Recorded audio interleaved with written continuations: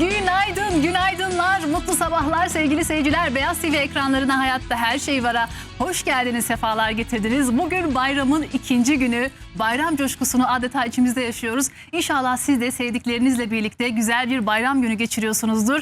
Bugün bizim için güzel geçecek inşallah, çünkü gökyüzünü konuşacağız. Bayramda gökyüzü enerjileri bize neler söylüyor? Çok sevgili astrolog Damla Ündar bugün yine benimle birlikte. Hoş geldin Damlacığım. Hoş bulduk Aslı'cığım, nasılsın? İyiyim, bayramın kutlu olsun seninle. Senin de bayramın kutlu olsun. Canım Ayrıca benim. tüm seyircilerimizin de bayramını en içten dileklerimle kutluyorum. Umarım hep birlikte azalmadığımız, çoğaldığımız nice güzel birlikte bayramlar geçiririz. Küslüklerin bittiği, uzakta olanların birbiriyle kavuştuğu umarım güzel bir bayram geçiriyorsunuzdur. Amin. Aslı bir şey söyleyeceğim. Evet. Bu renkler sana aşırı yakışıyor. Öyle mi? Tam Yakışmış mı? bayramlıksın yani. Ay çok güzel. Bu Bayramlıklarımı ton giydim. sana çok güzel oluyor. Teşekkür ederim canım benim. Renkleri seviyorum. Evet. Renklerin enerjisine çok inanıyorum. Şimdi bu haftanın bakalım gökyüzü enerjisi neler söylüyor. Bayram enerjisinde içimiz böyle kıpır kıpırken istiyoruz ki gökyüzü de bizi desteklesin. Önümüzde de bir dolunay var. 31 Mayıs dolunayı. Mavi dolunay deniyor buna galiba. Evet. Niye mavi? Çünkü biz Mayıs ayı içinde yaşadığımız ikinci dolunay bu. Bu sebeple 2 Mayıs ayı içinde yaşadığımız ikinci dolunay olduğu için bu dolunaylar sürekli gerçekleşmez. Ortalama 2,7 yılda bir, 2,5-3 yılda bir gerçekleşir. Bir ayda normalde bir dolunay, bir yeni ay yaşarız. Ama eğer o ay içinde ikinci bir dolunay yaşıyorsak şayet, işte ona biz mavi dolunay diyoruz. Peki bunun özel bir etkisi var mı? Tabii ki var. Enerjinin çok daha baskın olduğunu gösteriyor. Dolunay dediğimiz nedir? Bitirme, karar verme, gerçeklerin açığa çıkması ile ilgili bir enerjidir. Özellikle bu dolunay çok önemli. Çünkü bir tane kraliyet yıldızı var. Antares dediğimiz. Kraliyet yıldızları 4 tanedir. Haritalarınızda da varsa buralardan çok önemli olaylar yaşarız. Ama şöyle söyleyeyim, bütün kraliyet yıldızları bedellidir. Ya. Başarı vaat eder, mücadele gücü vaat eder. Ancak sen eğer o başarı kötü niyetli kullanırsan, o mücadeleyi kötü anlamda verirsen, sana verdiği gücü başka birilerini ezmek için kullanırsan, işte o zaman verdiği güç kadar verdiği sınav da büyük olacaktır. Anladım. Bu Antares'te yine bir kraliyet yıldızı. Antares'te bir kraliyet yıldızı. Antares kraliyet yıldızı karşısında kraliyet yıldızı yok ama dürüstlükle ve doğrulukla ilgili olan Aldebaran var. Yani dolunaylar ve aynı zamanda ay tutulmaları Güneş ve ayın aynı derecede karşı karşıya gelmesi demektir.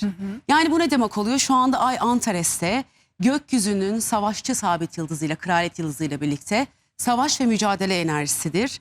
Gözü karalıktır, hiçbir şeyden korkmamaktır. Bir hedefi belirlemek ve onun peşinde tüm gücünle koşabilme enerjisidir. Bu enerjiyle çok uzun zamandır vermediğimiz kararları çok rahat bir şekilde verebilir.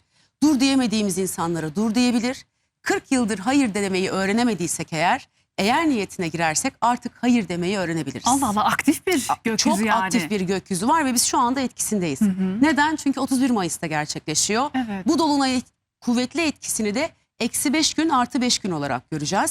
Yani aslında biz bunun etkisine gireli birkaç günde oldu başka bir taraftan. Hani bazen böyle mesela geçmişe dönük tarihler veriyorsun ya, işte şu zaman da böyle bir gökyüzü olayı vardı. Var mı böyle tanıdık bir olay? Evet, var.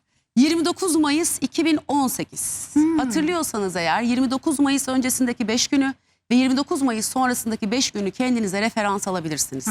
Eğer ben bu dönemde gerçekten çok önemli kararlar verdim, benim için çok önemli şeyler açığa çıktı, çok önemli restler çektim, yalanları yakaladım ya da hayatla ilgili bir karar verdim ve o gün mücadeleye başladım diyorsanız, demek ki bu dolunayda size yine öyle kudretli bir enerji verecek demek oluyor. 2018 Mayıs 2018 29 Mayıs'ta yaşadık. Antares'teydi o da. Yani Evet. kraliyet sabit yıldızıyla bir dolunay yaşamıştık. Orada da bir Aldebaran söz konusuydu. Aldebaran nedir biliyor musunuz? Aldebaran yalan sevmez. Bu dolunay şöyle bir dolunay. Yalancının mumunun yatsıya kadar yandığı, söylediği yalanların ayağına dolaşacağı, söylediği yalanların bedelini ödemeye başlayacağı, ama en önemlisi bir dolunay olduğu için, tüm gerçekler ortaya çıkacağı için adeta o yaptıkları yalanlar, arkadan çevirdikleri işler böyle tabakta sunulacak sanki. Teker teker ortaya dökülecek. Kaç yıllık yalanlar bunlar? Mesela çok geriye gidiyor mu yıllar öncesine? Tabii mesela şöyle düşünebiliriz. Bu döngülerin sistemini düşündüğümüzde geçtiğimiz 7 yıl içinde söylediğiniz herhangi bir dönemin yalanı patlayabilir. Eyvah eyvah. Yani böyle 3 ay önce 5 ay önce falan değil. 7 yıllık döngü içinde söylediğiniz herhangi bir yalan, arkadan çevirdiğiniz herhangi bir iş ya da kurnaz niyetler vardır. Kurnazlıkça davranmak ama kötüdür böyle. Bunların hepsi ortaya çıkabilir Ya da siz yalan söyleyerek, kurnazlık yaparak, başka birinin hakkını yiyerek bir güç, bir para, bir aşk elde ettiyseniz, işte onun da elinizden gideceğinin habercisidir. Ve üstelik bunu yaptığınız insan da karşı tarafta Antares, güçlenecek, mücadele gücünü tekrar toplayacak demektir. Yani yıllar önce mesela bir kadın aldatılmış. Başka bir maalesef kötü şeyler yaşanmış. Şimdi mi öğreniyor onu? Yo, öğrendi mesela Evet. ama çok zorluklar yaşadı hayatında. Karşı taraf o süreçte çok mutlu devam etti diyelim hayatına. Çekirgenin son zıpladığı yer burası. İlahi adalet döngüsünü 3 günlük 5 günlük döngüler değildir. Daha uzun süreçlerde görebiliriz. Bazen bu süreç 20 yılın üstüne bile çıkabilir. Rabbim neyi ne zaman vereceğini ve ne zaman sınayacağını bilir tabii ki. Evet. O yüzden ama şunu bilin. O yalnız Antares şunu sevmez. Bu kraliyet yıldızı şunu sevmez. Kin, nefret, öfke ve intikamla hareket ederseniz işte o zaman o dediğim kudretli güç tersine döner ve kininizin, öfkenizin, intikam enerjinizin kurbanı olursunuz. Yani o aldatılan kadın öfkeye, intikama kapılmayacak. O hayatını yeniden kurmak için, mücadele için niyete girecek ve harekete geçecek. Onu yapanları arkada bırakacak. Ona kötü hissettirenlerden kendini özgürleştirecek. Aslında affetmek böyle bir şey. Biz affetmeyi zannediyoruz. Bana kötülük yapanı bağrıma basayım. Hayır. Sana kötülük yapanın sana hissettirdiği hislerden uzaklaş. Bırak herkes kötülüğüyle kalsın. O yükü aslında at değil mi? Aynen. O Niye omuzlarını taşıyorsun? ne taşıyorsun? Evet Boş ver, ya. at gitsin. O yüzden Antares der ki içindeki savaşçı uyanıyor ama bu savaşçıyı kin, öfke, nefret, intikam duygularıyla hareket ettirmeyeceksin. Mücadele enerjiniz geri yükleniyor. Mesela yeni proje başlatmak, yeni bir işe başlatmak bunlar için uygun bir hafta mıdır? Bu şimdi şöyle, dolunaylar genelde başlatmaktan ziyade karar vermekle ilgilidir. Şunu yapabilir ama bugüne kadar eylemsiz kaldım, ses çıkarmadım, adım atmadım, artık bugün itibariyle bitiyor. Buna karar verdikten sonra zaten o adım otomatik olarak gelecektir. Yani şuna karar vereceğiz bu dolunayda. Ben bu hayatta ne için mücadele etmek istiyorum? Ama buraya lütfen özneye kendinizi yerleştirin. Ben kendim için ne yapmak istiyorum? Ben kendim için hangi savaşı vermek istiyorum? Ne yapıyoruz? Bu yıl ne demiştim? Bencil olmadan ben deme yılındayız ama bencil olmama kısmı çok önemli. Mücadele gücümüz geri yükleniyor. Tabii yine bu dolunayla birlikte kalıcı başarılar için de karar verebilirsiniz. Yani hayatınızda uzun süreli gitmesini istediğiniz bir şeyden bahsediyorum. Bakın bu şu da olabilir. Çok uzun zamandır devam eden bir ilişkim var. Evet. Artık evlenme kararı alabilir. Tabii. Cesaret edemiyor mesela. Evliliğe cesaret edemiyor. Ya da belki ikinci evliliği olacak. Daha önce bir ağzı yanmış. Cesareti yok. Üniversiteye yeniden başlayacak. Cesareti yok. Yeniden işe başlayacak. Cesareti yok. İşte bu dolunay hayır bu cesaretim var ve yeniden ayağa kalkacağım diye karar vermek için muazzam bir enerji Çok taşıyor. güzel kararlar netleşiyor yani. Tabii kararlar netleşiyor. Çok güzel. Özellikle haritanızın herhangi bir yerinde 8, 9, 10 derecelerde Koç, Yay, Aslan ya da bununla birlikte Kovada, İkizlerde herhangi bir gezegeniniz varsa bu derecelerde Evet. sizin enerjiniz daha yüksek. Bende var. Bak şimdi hemen buldum. Aslı yürü. Haydi bakalım. Haydi toplanalım hadi Haydi bakalım. bakalım. Aktif olma zamanı. Aktif karar olma verme zamanı. Karar verme zamanı. Bir de bununla birlikte genel olarak şunu söylüyor bize bu dolunay. Olayların görünen yüzüyle ilgilenme. Yani genel olarak aslında enerji de şöyle ilerliyor Aslı. Kolektif enerjiden bahsediyorum. Sadece dolunaydan değil, ilerleyen günleri de baz aldığımızda lütfen artık bilginin derinliğine inelim. Bize gösterilmek istenene değil, gerçeklerin farkına varalım. Çünkü sistem öyle bir yere doğru gidiyor ki gerçekten okuyan, anlayan, dinleyenlerin, farkında olanların, yani o ne giymiş, bu ne içmiş, onun üstünde hangi marka var, aman o kocasıyla kavga mı etmiş, o tatile mi gitmiş, hayır. Bu dolunay şimdi yayda olduğu için yay aynı zamanda derinlik ve felsefe de ister. Derin bilgi de ister, derin farkındalıklar da ister. Dolayısıyla el alemin ne yaptığıyla, ne yediğiyle, ne içtiğiyle, kimle olduğuyla ya da nasıl göründüğüyle ilgilenmeyi bırakıyoruz. Evet. Biz hayatın daha derin, daha anlamlı taraflarına, Kendimize mi bakacağız? kendimize yönelelim. Ya benim ne gibi yeteneklerim var? Ben kendimi nerelerde daha çok geliştirebilirim? Hangi konularla ilgili bilgiler öğrenebilirim? Çünkü bu öğrendiğimiz bilgiler, kendimizi geliştirdiğimiz alanlar önümüzdeki 3 yıl içinde aklımızın ermeyeceği kadar büyük kapılar açabilir bize. 3 yıl boyunca. Çok ciddi bir elenme dönemindeyiz. sistem olarak da, kolektif gezegenler olarak da aklını kullananlar, mantığının izinden gidenler, basit, daha sığ bilginin peşinden koşmayanların önünde çok büyük kapıların açılacağı bir döngüdeyiz. Çünkü fark etme dönemindeyiz. Çok güzel. Yani İbnül Arabi'nin mesela yıllara göre o yılda neler olacağı ile ilgili insanlara böyle tavsiyeleri vardır. Fütuhat-ı Mekke'de ve diğer kitaplarında geçer. Baktığımızda artık biz bu yıl Elif yılındayız. Dik duracağız, farkında olacağız ve derin bilgiye sahip olacağız. Kimin ne dediğiyle, ne yaptığıyla ilgilenmeyeceğiz. Kendimizle ilgileneceğiz. Başka birini eleştirmeden önce dönüp düşünmemiz lazım. Ya acaba ben nasılım bu konuda? Başka birini eleştiriyorum ama ben ne yaptım? Şöyle bir gerçek vardır. Kimse sınanmadığı günahın masumu değildir. Bir de eleştirdiğimiz şey başımıza gelmez mi? Gelir. Tam da geliyor yani. O yüzden özellikle sınanmadığımız konularla ilgili kimseye büyük hükümler vermeyelim. Aslında temel durum şu. Ahkam kesmemek gerekiyor. Kim neyi neden yaşıyor bilmiyoruz. Biz önce kendimize bakacağız. Kendi farkındalığımızı geliştireceğiz. Ve dediğin gibi büyük konuşmayacağız. Bir de bu sene nasıl biliyor musun Nasıl? Aslı? O büyük konuştuklarımızın çok hızlı geri dönebildiği bir döngüden Eyvah, eyvah. bahsediyorum. Hepimiz insanız. Ben de yapıyorum arada. Tam böyle çıkarken buradan yakalayıp Değil mi? şey diyorum, Allah'ım tövbe tövbe demedim kendi kendime. Ağızdan bazen öyle şeyler çıkıyor ki Evet. büyük konuşuyorsun. Ben asla yapmam. Aynı yıl içinde demek ki olabiliyor. Aynen. O yüzden o büyük konuşma kısmına ne olur çok dikkat edelim. Dünya geneline birazcık da baktığımızda bir de şunu söyleyeceğim dünya geneline gelmeden önce. Mış gibi yaptığınız her ne varsa artık yapamazsınız. Mış gibi. Sorun yokmuş gibi, bir problem yokmuş. Hani böyle geçiştirme döngüsü vardır ya, mış gibi yaparız, iyiymiş gibi yaparız. Konu çözülmüş gibi yaparız, unutmuş gibi yaparız. Hayır. Bu dolunay diyor ki mış gibi yapmayacaksın. Sorun her neyse üstüne dibine kadar gideceksin. Çünkü sana mücadele enerjisi, güç verdim. Evet. Sonuna kadar gideceksin. Halının altında kalmış hiçbir toz, yaşanmış hiçbir kırgınlık kalmayacak. Mış gibi yapmayı bırak. Mış gibi niye yaparız? Kaybetmekten korktuğumuz için yaparız bazen.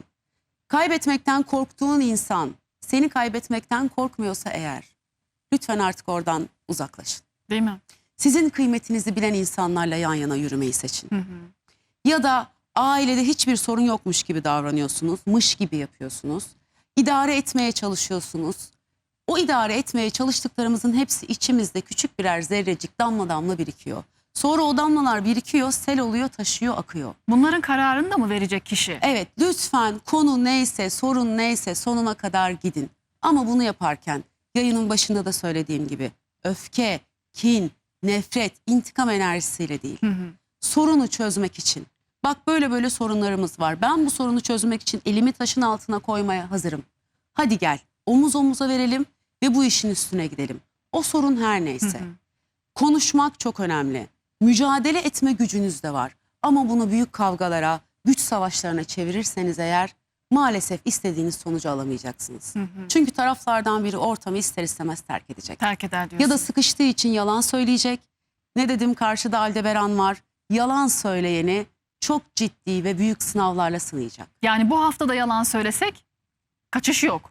Valla geçtiğimiz 7 yıl içinde söylediysek kaçış yok 7 aslında. yıl dedin sen Damla. 7 yıl önce acaba nasıl bir pembe yalanlarla sayılır Hayır mı? hayır hiç. Evet. Şimdi bütün burçların yine kötü tarafları var. Aslında oralarda hangi tür yalanlar olduğunu söyleyeceğim. Çünkü burçlara göre de konularına ayrılıyor bu durum. Evet. Diyeceğim ki mesela şu burç şu alanlarda yalan söylediyse özellikle onlar çıkacak. Haritanıza göre değişecektir ama ben böyle şeyden bahsetmiyorum. Mesela ben bazen kötü beslenirim. Hiç artık beslenmiyorum, çok sağlıklı besleniyorum. Annem çok mutlu ama. Hay maşallah. Mesela işte kötü beslenirim. Annem arayıp şey der bana. 40 yaşındayım ama bunu hala soruyor. Ne yedin? Değil mi? Mesela ben hamburger yemişim, şey diyorum, ıspanak. Ay, anneden korkuyorsun ya bir de. Tabii böyle gözünü patlattı mı Değil adamı mi? ne yapar biliyor musun? Hiç Ay, affetmez. Anneye çok selamlar, sevgiler Evet. buradan. Bu yalandan bahsetmiyorum. Karını aldattın. Kandırdığını düşündün. Düşünme. Yalan söyleyerek gelir elde ettin. Hukuksal süreçlerde oyunbaz, düzenbazlık yaptın. Dolandırıcılık. Ben insanların hayatını etkileyecek. Büyük.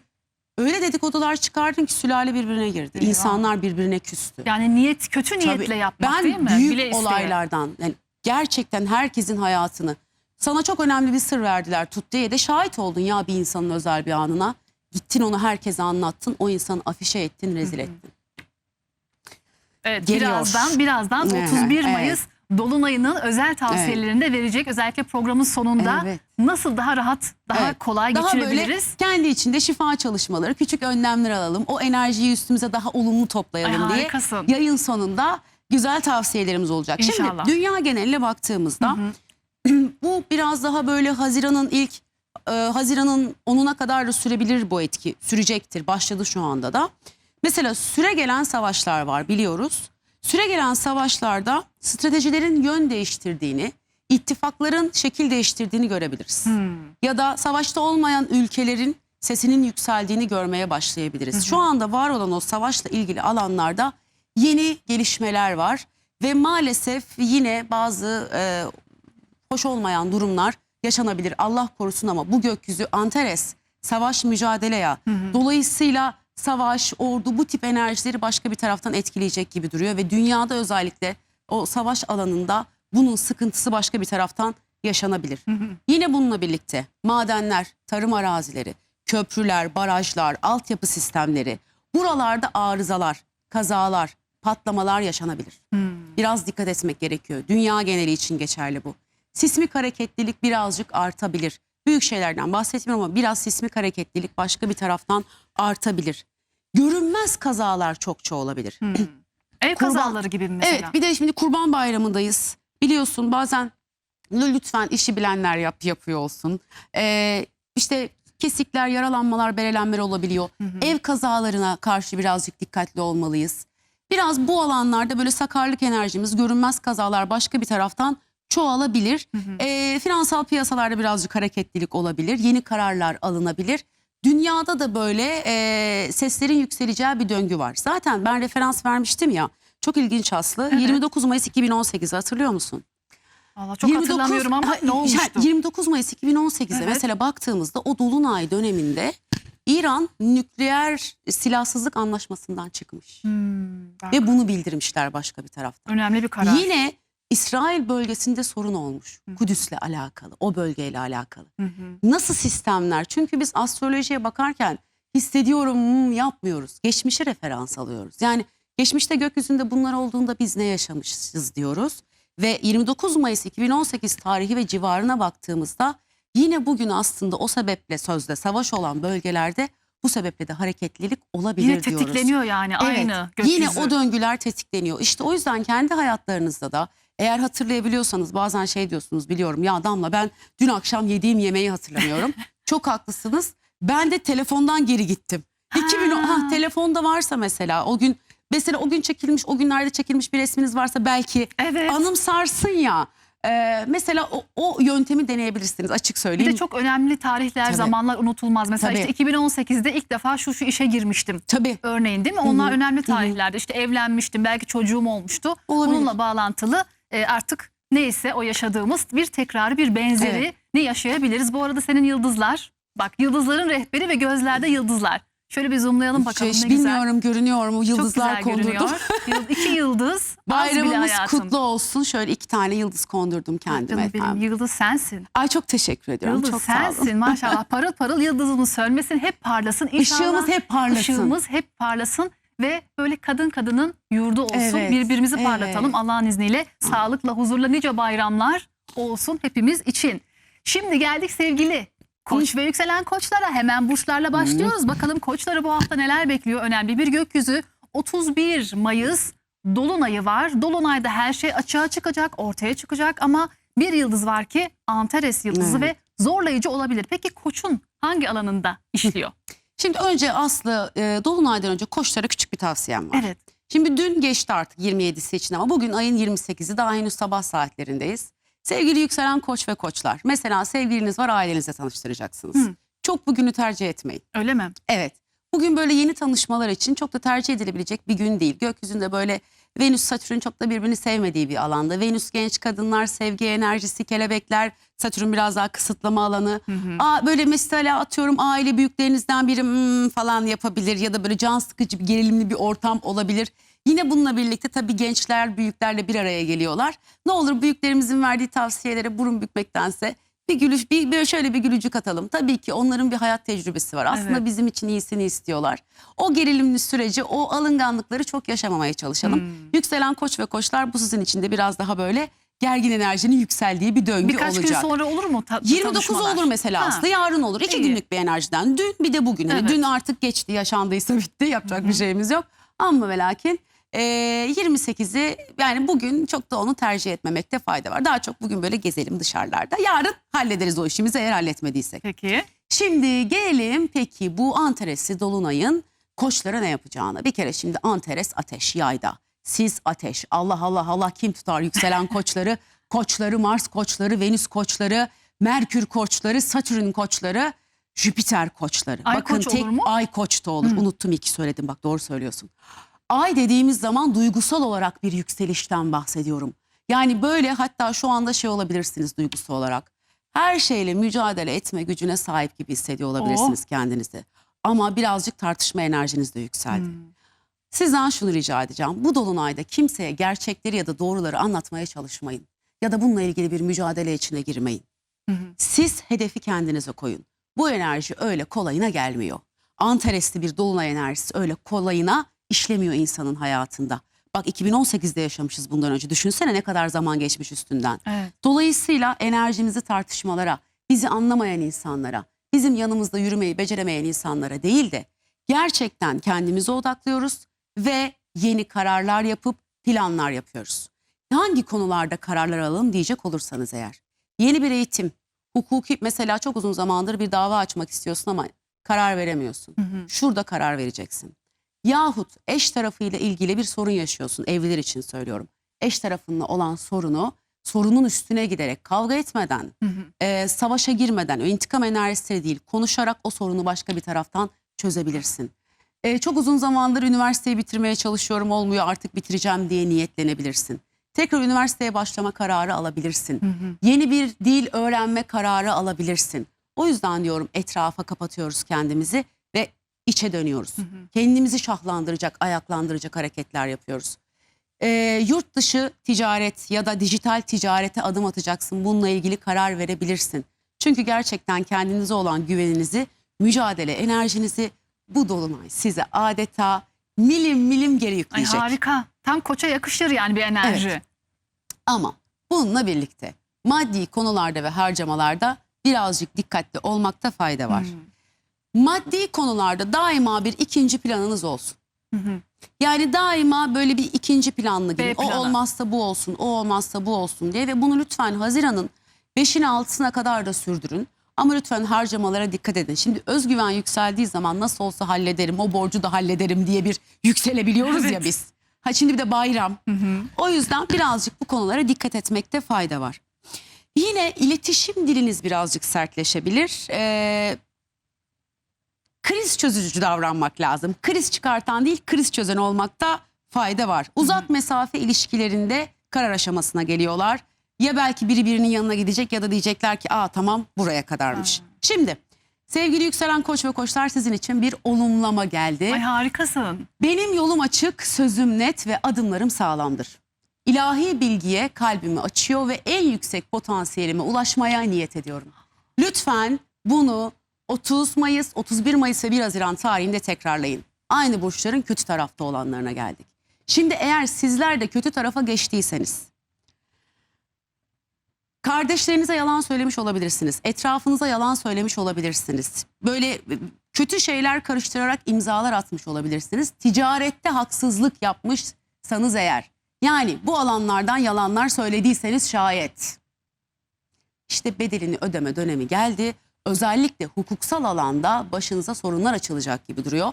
Belki o insandan değil ama başka bir yerden gelebilir. Umarım bu alanlarda yalan enerjisine düşmemişsinizdir. Vallahi umarız sevgili koçlar için o kadar böyle sürükleyici, aktif bir hafta ki inşallah böyle rüzgarı arkanıza alıp yürüyeceğiniz bir hafta olsun sevgili koçlar. Özellikle olumlamandaki en yüksek potansiyelime ulaşmaya niyet ediyorum. Bu ne güzel bir olumlama. Evet. Vallahi herkes 12 burçta bunu söyleyebilir yani. En yüksek potansiyelimize inşallah ulaşalım sevgili koçlara. Şans, bolluk, bereket, her şeyin en güzelini diliyorum. Çünkü en güzelini siz hak ediyorsunuz sevgili koçlar. Şimdi geldik sevgili boğa ve yükselen boğalara. Bakalım boğaların hayatında bu Antares yıldızında oluşan Dolunay neler getirecek? İnşallah hayırlarla gelsin. Yarayacak mı boğaya? Şimdi boğaları anlatırken ikiye bölüp anlatacağım aslında bu aşamada. Neden? Çünkü bir eylemsiz tarafta kalmış olanlar var ise onlara farklı bir enerjiyle gelecek. Eyleme geçmiş, mücadele edenler için farklı bir enerjiyle gelecek. O yüzden böyle biraz ikili anlatmam gerekiyor. Daha verimli dinleyebilmeleri için. Evet. Şimdi sevgili yükselen boğa ve boğalar, geçmişten gelen, sizi zorlayan, aşağı çeken, duygusal ya da finansal bir kriz var mı? Hepimizin hayatında bu tip şeyler oluyor. İşte sizin hayatınızda eğer böyle bir döngü varsa artık bunu kapatmaya niyet edebileceğiniz bir dolunaydan bahsediyorum. Bu ruhsal bir döngüyse eğer, yani birileri size hak ettiğiniz değeri vermediyse, sizi kırdıysa, görmezden geldiyse, işte artık o duruma dur demenin zamanı geldi. Bu dolunayla birlikte isyan bayraklarını kaldırıyorsunuz ve diyorsunuz ki bir dakika, benim değerimi sen belirleyemezsin. Yani aslında boğalar en çok şuna karar verecekler. Ben kendi değerimi artık başka birinin gözünde aramayacağım. Çok güzel. Bu çok, gerçekten bütün hücrelerinizde bunu hissetmeye başladınız zaten. Başka bir taraftan finansal anlamda da finansal olarak çözülmesi gereken bir harç borç durumu var. Yahut maaşınız, aldığınız para yetmiyor ama buna rağmen siz eylemsiz kalıyorsanız, yani yeni bir iş aramıyorum ya da işimde beni yükseltecek eğitimleri almıyorum, atıyorum yabancı dil, bilgisayar, herhangi bir şey. Çünkü güvenli alandan dışarı çıkmak istemiyorum.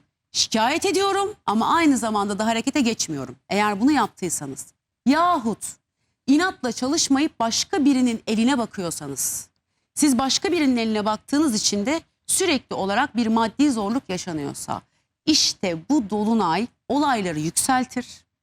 İş yerinde sorun yaşayabilirsiniz. Eşinize ya da ailenize maddi olarak bağlıysanız, ama bu arada çareniz var, çözümünüz var, siz o çözümü kullanmıyorsanız, ondan bahsediyorum.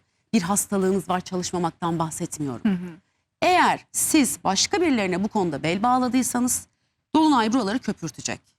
Ekonomik olarak sizi o kadar sıkıştıracak ki, ya da öyle sözler duyacaksınız ki belki karşı taraftan, mecburen ayağa kalkıp tamam artık bu aşamadan sonra harekete geçiyorum diyeceksiniz. Özgürleşmeyi mi seçecek? Evet. Umarım o eylemsiz kalan tarafta değilsinizdir. Çünkü burayı biraz zorlu köpürtecektir. Ama yok. Ben maddi manevi sonuna kadar mücadele verdim. Bu hayatta hep emin adımlarla ilerledim diyenler de hem maddi hem manevi olarak çatır çatır haklarını talep edip alacaklar. İnşallah. Güzel. Yani mücadele edenin hakkını sonuna kadar aldığı maddi manevi, mücadeleden kaçıp güvenli alanda kalayım, harekete geçmeyenlerin, değişme direnenlerin de dolunay tarafından zorla harekete geçirilmeye iteklendikleri bir döngüden bahsediyorum. O yüzden biraz ikiye ayırarak anlattım.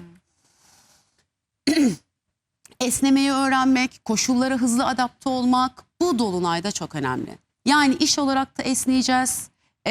Biraz daha bakış açımızı esneteceğiz. Boğa sabit bir burç ya. Şimdi Evet. yay daha değişken. Mücadele etmek için birçok alanla belki de kendimizi böyle önümüzü açmalıyız. Bu olmaz demesin mi mesela? Hayır demesin. Olabilir. Deneyelim. Şimdi boğa yeni bir şeyi deneyimlemek istemez. Deneyimlenmiş bir şeyi deneyimlemek ister ya da emin olduğu bir yere adım atmak ister. Ama bu dolunay diyor ki ben sana gerekli cesareti ve fırsatı veriyorum. O zaman biraz yeniliğe de kendini aç. Çünkü açarsan oradan gerçekten hak ettiğinin fazlasını alacaksın. Çok güzel. Yani bir zincir kırmaktan bahsediyorum. Maddi manevi hakkınızı almak için artık o zinciri kırmanın zamanı geldi. Gelsin. Geldi. Güzel, güzel enerjiler. Evet. Bir de şimdi kontrolümüz dışında gelişen olayları kontrol etmeye çalışmıyoruz. Sizin kontrolünüzün dışında gelişiyor. Yapacağınız hiçbir şey yok. O zaman bırakın yaşansın. Yani birazcık böyle kaba tabirle biraz salalım. Kadere teslim. Biraz teslimiyet. Kontrol edemeyeceğiniz bir durum yaşanıyor çünkü. Etrafımızda, çevrede. Bu bir hastalık olabilir. Ailede çıkmış bir sıkıntı olabilir. Birazcık daha rahatlayalım. İlişkilerle ilgili gizli kalmış duygular, söylenmemiş sözler, üstü örtülü sorunlar ortaya çıkabilir. Bu bir yüzleşme zamanı. Bakın demiştim ya yayının başında da, yüzleşin ve rahatlayın. Bu çok önemli başka bir taraftan. İlişkilerinizde gizli bir durum varsa açığa çıkacaktır. Aldatma falan yaşandıysa, sizi aldattılarsa burada yakalayabilirsiniz. Evet, gelelim olumlamamıza. Evet, Yükselen boğa güzel ve boğalar olumlamalar. için. Kendi değerimin farkındayım.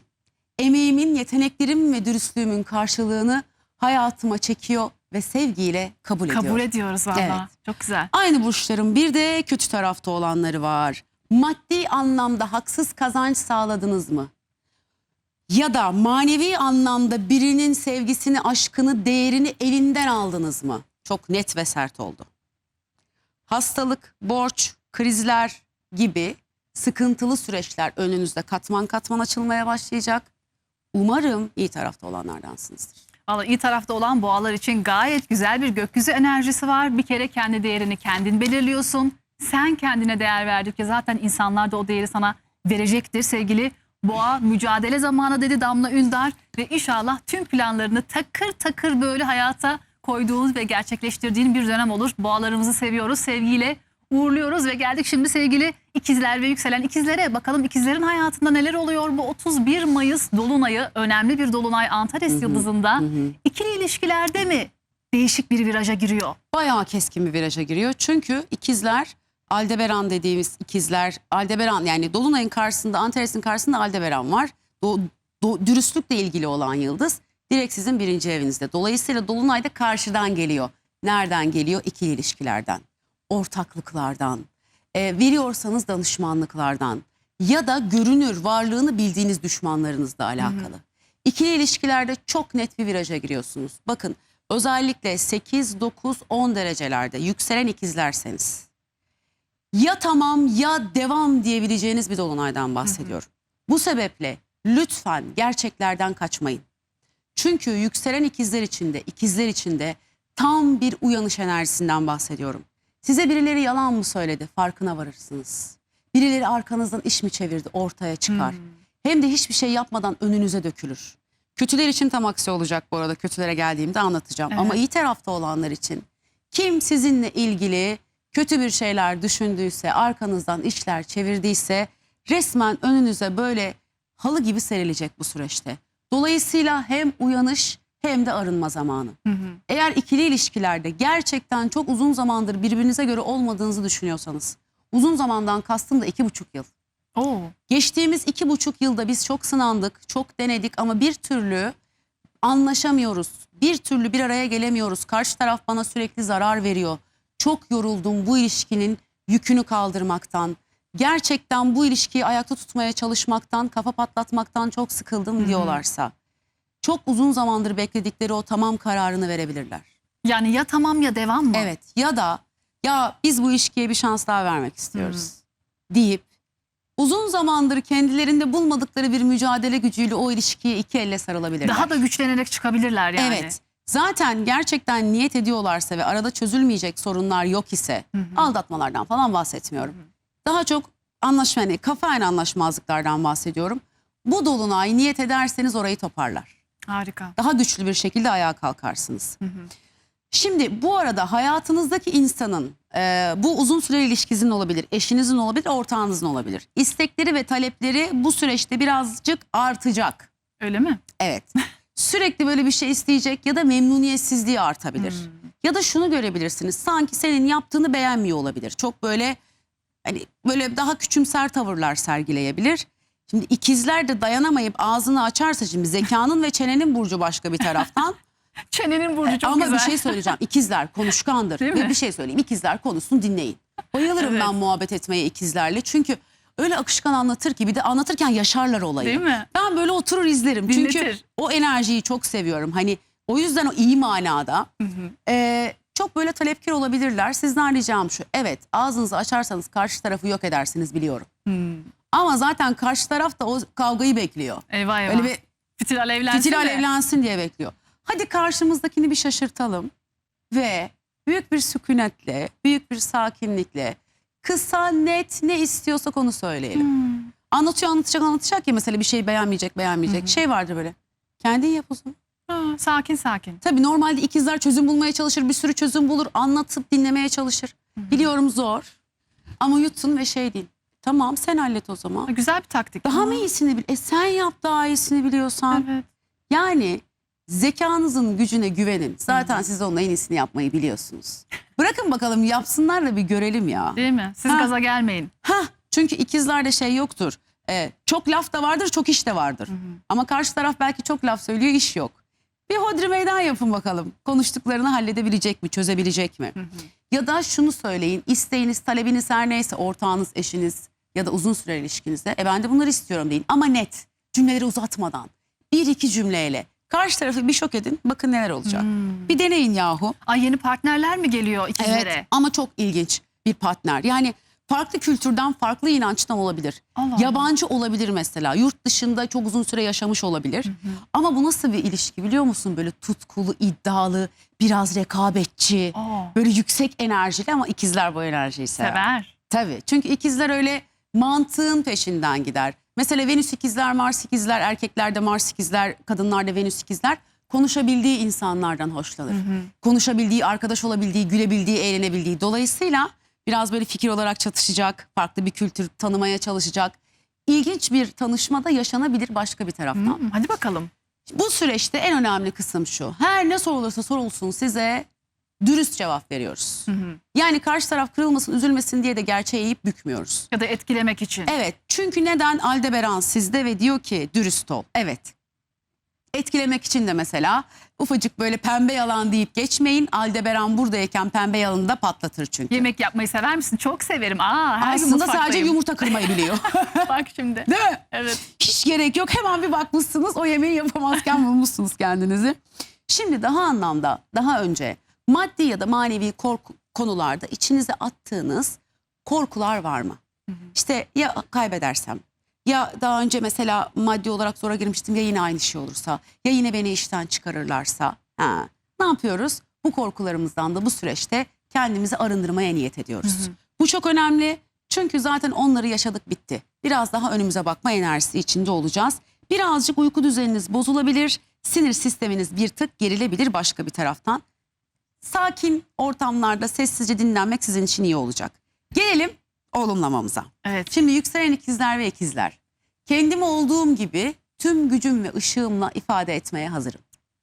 İlahi adalet benimle birlikte ve yolumu aydınlatıyor. Ne güzel. Lütfen bunu unutmayın ve defalarca kendinize söyleyin. Ne diyoruz? İşte 30 Mayıs, 31 Mayıs ve 1 Haziran sabah uyandığımızda aynaya bakıp ilk bunları söyleyelim. Bu enerji gerçekten iyi gelecek. Aynı burçların kötü tarafta olanları. Eğer kötü tarafa geçtiyseniz, tabiri caizse şu: kötü tarafa geçip yalanın ağzına yuva yaptığı insanlardan bahsediyorum. Kötü tarafa geçtiyseniz ve yalan ağzınıza yuva yaptıysa, hayatınızı yalanlamış gibi yaparak idare ediyorsanız, kendi söylediğiniz yalanlara kendiniz de bile inanıyorsanız, gerçeklerle yüzleşme zamanınız geldi. Umarım iyi tarafta olanlardansınız. Umarız sevgili ikizler için gayet güzel şeyler duyduk. İlahi adalet seninle birlikte, hiç merak etme. Yeter ki dürüst ol, doğru yolda yürü. Sevgili ikizlere buradan şans, bolluk, bereket, her şeyin en güzelini diliyorum. Şimdi kısa bir araya gidiyoruz. Aradan sonra daha diğer burçlarımız var. Yengeçler, aslanlar, başaklar ve 12 burç. Hiç merak etmeyin. Az sonra buradayız. Hiçbir yere ayrılmayın. Ve 12 burç ekran başına. Bayramın ikinci gününde astrolog Damla Ündar'la birlikteyiz. Bakalım bayram haftasında gökyüzü bize neler fısıldıyor. Önemli bir gökyüzü olayı var 31 Mayıs'ta ve 12 burcu da çok farklı yerlerden etkileyecek. Şimdi sevgili yengeç ve yükselen yengeçlere geldik. Bakalım yengeçlerin hayatı bu hafta nasıl şekil alıyor? Önemli bir dolunay. Nereden alacak yengeç bu değişimi? Bir kere şunu söyleyeceğim: yükselen yengeç ve yengeçler, çevrenizi mutlu etmeye çalışmaktan çok yorulmadınız mı?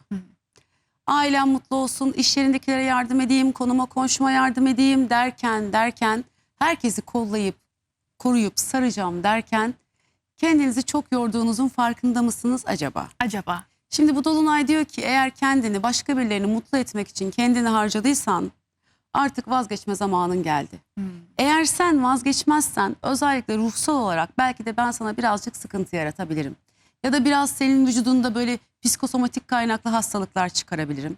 Yani sen kendine dur da ki sistem, evren, Rabbim ondan önce dur demesin. Bu bir kere bunun kararını vermek ve birazcık kendinizi seçmek konusunda lütfen bu dolunayda kararlı olun. Yine bununla birlikte işinizde ya da genel olarak hayatınızın içinde değiştirmek istediğiniz bir rutin var mı? Değiştirmek istediğiniz bir alışkanlığınız, geliştirmek istediğiniz bir davranış kalıbınız var mı? Eğer var ise sanki bunu değiştirmeden önce çevrenizi değiştirmeniz gerekiyor gibi geliyor. Bu dolunay size birazcık da başka bir taraftan bunu gösterecek. Çevremizi ve hedeflerimizi değiştirdiğimizde otomatik olarak kendimize daha fazla bakmaya çalışacağız. Neden? Çünkü var olan çevrenizde özellikle sizin sınırsız hizmetinize ve şefkatinize alışmış olanlar var. Ve siz onu birazcık vermediğinizde belki de kendinizi size kötü hissettiriyorlar. Hani hep böyle insanoğlunda şey vardır ya, verirsin verirsin verirsin. Verdiği müddetçe iyisindir. Bir kere bir sorun çıkar, yardıma gidemezsin, yanında bulunamazsın. Senden kötüsü yoktur. Aynen öyle. İşte sizler de, size bu duyguyu yaşatan birileri varsa artık o insanları hayatınızdan çıkartma zamanınız geldi. Bu iş yerinizde de olabilir. Gündelik hayatın genelinde hayatınızdaki birileri de olabilir.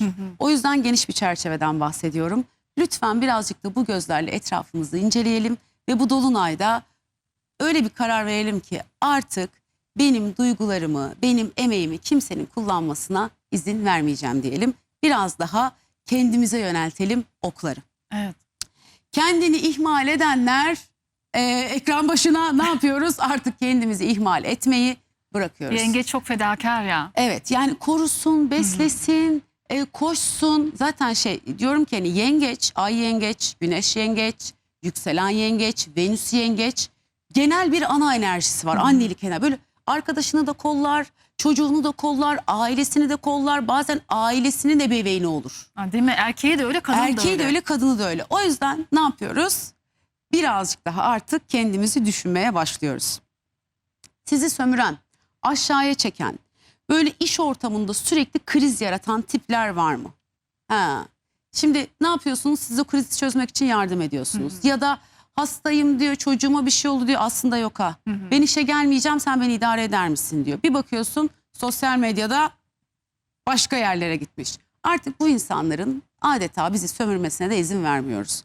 Bu dolunay diyor ki kendi hakkını koruman gerekiyor. Hem iş yerinde hem de gündelik hayatında. Artık senin hakkını kimsenin sömürmesine izin verme. Çünkü dolunay neydi, yayının başında söyledim ya, mücadele gücü veriyor, dur deme gücü veriyor. Hayır demeyi çok zor beceren burçlardan biri de yengeçtir. Hayır demekte zorlanırlar. Kırılmasın, incinmesin ihtiyacı vardır der. Bu dolunay hayır diyemeyenlere tam olarak hayır demeyi öğretmeye geliyor. Ya. Lütfen gökyüzünde de böyle bir enerji varken bu enerjiyi kaçırmamakta fayda var. Yine bir sağlık sorununuz var, ne zamandır erteliyorsunuz, artık bayramdayız ama lütfen doktora gitmeye karar verelim. Ve o kararımızın peşinde duralım, artık ertelemeyelim. Evcil hayvanlarınızla ilgili yaşanan bir sıkıntı varsa çözüm olabilir. Ya da belli başlı sıkıntılar başka bir taraftan bununla birlikte çıkabilir. Umarım hiç kimsenin hiçbir alanda sağlığına başka bir taraftan da bir şey olmaz. İnşallah. Şimdi ilişkilerle ilgili de bir Evet. uyarısı var. İkili ilişkiniz içinde bu sevgililik olabilir, bu evlilik olabilir, bu uzun süreli ilişkiniz olabilir. Nişansız, yani bütün ikili ilişkilerden bahsediyorum, Evet. işin özeti. Bir bakın bakalım, siz bu ikili ilişki içinde bir bakıcıya, bir terapiste dönüştünüz mü? Ya da bir anneye dönüştünüz mü? İşte ya da bir ilişkiyi sadece alışkanlık haline geldiği için mi sürdürüyorsunuz? Eğer böyle bir ilişkiniz varsa sanıyorum onun da sonlanma zamanı ya da sizin yeter artık deme zamanınız geldi. Gelelim yükselen yengeç ve yengeçlerin olumlamasına. Başkalarının yüklerini, beklentilerini ve bana ait olmayan sorumluluklarını omuzlarımdan tamamen serbest bırakıyorum. Sosyal çevremde ve ilişkilerimde kendi sınırlarımı sevgiyle ve net bir şekilde çiziyorum. Ya. Tam bir sınır belirleme enerjisinden bahsediyoruz. Çok güzel. Lütfen size ait olmayan enerjileri sırtınızdan atın. Aynı burçların bir de kötü tarafta olanları var. Kötü tarafa geçip birinin arkasından iş çevirdiyseniz, gizli gizli düşmanlık yaptıysanız, sırlarını, büyük sırlarını ifşa ettiyseniz eğer, işte bunlar resmen afişe olacaklar. Hem gündelik hayatınızda hem iş yerinizde belki de insanların yüzüne bakamayacak hale geleceksiniz. Umarım iyi tarafta olanlardansınızdır. Valla iyi yengeçler her şeyin en güzelini hak ediyorlar gerçekten. O anaç, o fedakar ruhları hem bize çok iyi geliyor ama hem de ne diyor Damla Ünder? Sınır çizmeyi bileceksiniz. Evet. Bazen de hayır demeyi öğrenmek sizin kurtuluşunuz olacak sevgili yengeçlere. Bol şans, sağlık, bereket, güzellik, her şeyin en iyisini diliyorum. Gönlünüze göre olsun bu hafta inşallah. Şimdi geldik sevgili aslan ve yükselen aslanlara. Bakalım aslanlarımızı bu 31 Mayıs dolunayı nasıl etkileyecek? Etkilendiği bir alandan mı görecek aslan bunu? Evet. Nasıl? Bir kere aslan gelecek hedef ve ideallerini, bazılarını değiştirecek. Çünkü niye biliyor musun? Aslanların sahneye çıkma, yeteneklerini sergileme zamanı Ay ne diyorsun? geldi. En sevdikleri şey sahneye çıkma. Aynen öyle. Böyle ışıklarını parlatma, yıldızlarını parlatma zamanları geldi. Bulundukları sosyal ortamlarda, bulundukları çevrelerde adeta o lider enerjileri, söz geçiren enerjileri ve yıldızları yeniden parlıyor. Harika. Yeni sosyal çevrelere girmeye karar verin. Farklı işler, farklı bakış açılarıyla farklı işlere girebilirsiniz. Yeni sosyal çevrelerde, yeni insanlar da size bu alanda yardımcı olacak. Dolayısıyla hazır enerjiniz yükselmiş, yıldızınız parlarken girdiğiniz ortamda zaten fark edilirsiniz ama daha çok fark edilme enerjiniz varken bu dolunayda artık hedeflerimizi değiştirme kararı vermenin tam zamanı. Adım atsınlar mı? Mesela yeni bir başvuru, yeni bir iş diyelim. Karar versin. Ha. Karar versin. Niye biliyor musun? Niye? Çünkü Temmuz'da sizin zamanınız başlıyor. Hadi Temmuz'da diyelim bir retro var. O zaman adım atmadın. Atmayın zaten de. Evet. Ama Ağustos Jüpiter Aslan'a geçiyor. Aa. O Jüpiter Aslan'ın büyüten, şahlandıran enerjisinden önce karar vermek istiyorum, netleşmek istiyorum diyorsan işte o dolunay bu dolunay. Yani zamanı Ağustos'ta başlayacak aslanın aslında diyorsun. Ağustos'ta başlatacağı işler çok kısa sürede büyür. Daha rahat hallolur. Kendileri bilirler tabii ki başka bir. Yani bu Jüpiter Aslan bir aslana en kötü ne yapabilir? Kilo aldırabilir belki. Ha. Jüpiter geldiği yeri bir tık büyütebilir.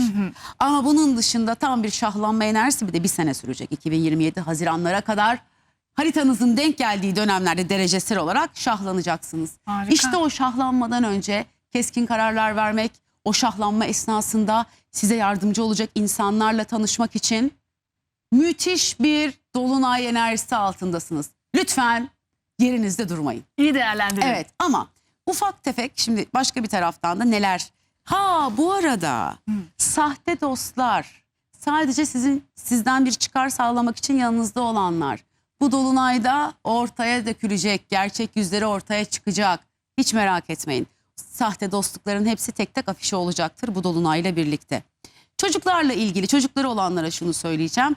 Bu süreçte lütfen çocuklarımızla inatlaşmayalım. Çünkü sonuçta onlar sizin çocuklarınız, siz yetiştirdiniz. Onlar da söyledikleri dinlensin istiyorlar. Bu sebeple birbirinize kendi doğrularınızı diretmeyin. Biraz daha sakin bir enerjide kalmakta fayda var. 5 Haziran'a kadar çok da anlaşabileceğinizi düşünmüyorum. Özellikle ergenlik dönemleri falansa ya da böyle aşk ilişkileriyle ilgili ise eğer konu. İkili ilişkilerde ilişkisi olanlar şuna dikkat etsinler. En haklı benim fikrine kapılabilirler. Şimdi Antares yay, ateş, aslan ateş. Haklarını ve fikirlerini savunurken kendinizi çok haklı hissedebilirsiniz. Aslan'da var ama değil mi var. o? Benim dediğim aslında doğru da hadi neyse gibi böyle bir... İşte o hadi neyse demeyecek burada. Demeyecek Hayır mi? benim dediğim doğru Eyvah, diyecek. eyvah. O yüzden ikili ilişkilerde birazcık böyle şey yapın. Daha sakinliğimizi koruyalım. O ben çok haklıyım enerjisiyle kırıp dökmemekte fayda var başka bir taraftan. Bir de ikili ilişkileriniz için etrafınızda kimin yaşadığını referans almayın. Yani herkesin ilişkisi kendine özel. Herkesin ilişkisi içinde yaşanan yine kendine özel olacaktır. Başka birilerinin ne yaşadığı, nasıl yaşadığıyla lütfen bu süreçte ilgilenmeyelim. Çünkü birazcık böyle göze batabilir başka birilerinin yaşadıkları. Kıyas mı yapacak? Evet, bir kıyas enerjisine girebilirsiniz. Ondan da birazcık uzak duralım. Ben aşığım ama söyleyemiyorum. İlişkiye başlayamıyorum, cesaret edemiyorum. İşin özeti, aşk için mücadele mi etmen gerekiyor? Kapılar açık. Yürü. Oh Yürü oradan. Yani inan öyle karşılaşmalar yaşanabilir ki. ya. Wow. Ama kalabalıklarda, sosyal çevrelerde. Tıkı tık tıkı tık kalabalıklara giriyoruz o yüzden. Giriyoruz, Bak aşk evet. var, iş var. Sosyal ortamlar harika. Aynı tansiyon çıkışları, çarpıntılara dikkat edelim. Geldik olumlamasına yükselen aslan ve aslanların. Sahip olduğum ışığı çevreme ve sevdiklerime bir rehber olarak yansıtıyor. Onların kendi yollarında ilerlemelerini destekliyorum. Ne güzel. Siz onları ne kadar desteklerseniz evren de sizi o kadar destekleyecek. Aynı burçların kötü tarafta olanları var. Sosyal çevreni, arkadaşlıklarını kötüye kullandın mı? Kendini öyle olmayan biri gibi gösterdin mi? Aslında paran yok ama zengin gibi gösterdin ve birilerini bununla ezmeye çalıştın. Birilerine böyle baskıcı lider enerjisi yapıp o insanlara kendini kötü hissettirdin mi? Sosyal çevrene, etrafındakilere bunu yaptıysan bunun acısı özel ilişkinden çıkar. Karşılıklı bir etki çalışacak. Umarım iyi tarafta olanlardansındır. Aslanın gölge tarafı böyle kötü işliyor değil mi? Kibir, Aslanın gölge başkasını hor tarafında görme. biraz ben bilirim ve kibir. Karanlık ve gölge tarafında bu var, evet. Evet, kötü bir taraf. Oraya ama geçmiyoruz, o tarafa geçmiyor. Gerçekten iyi aslanlar kendi ışığını arkadaşına, yanındakilere de yansıtır. Onlara paylaştırır, vericidir.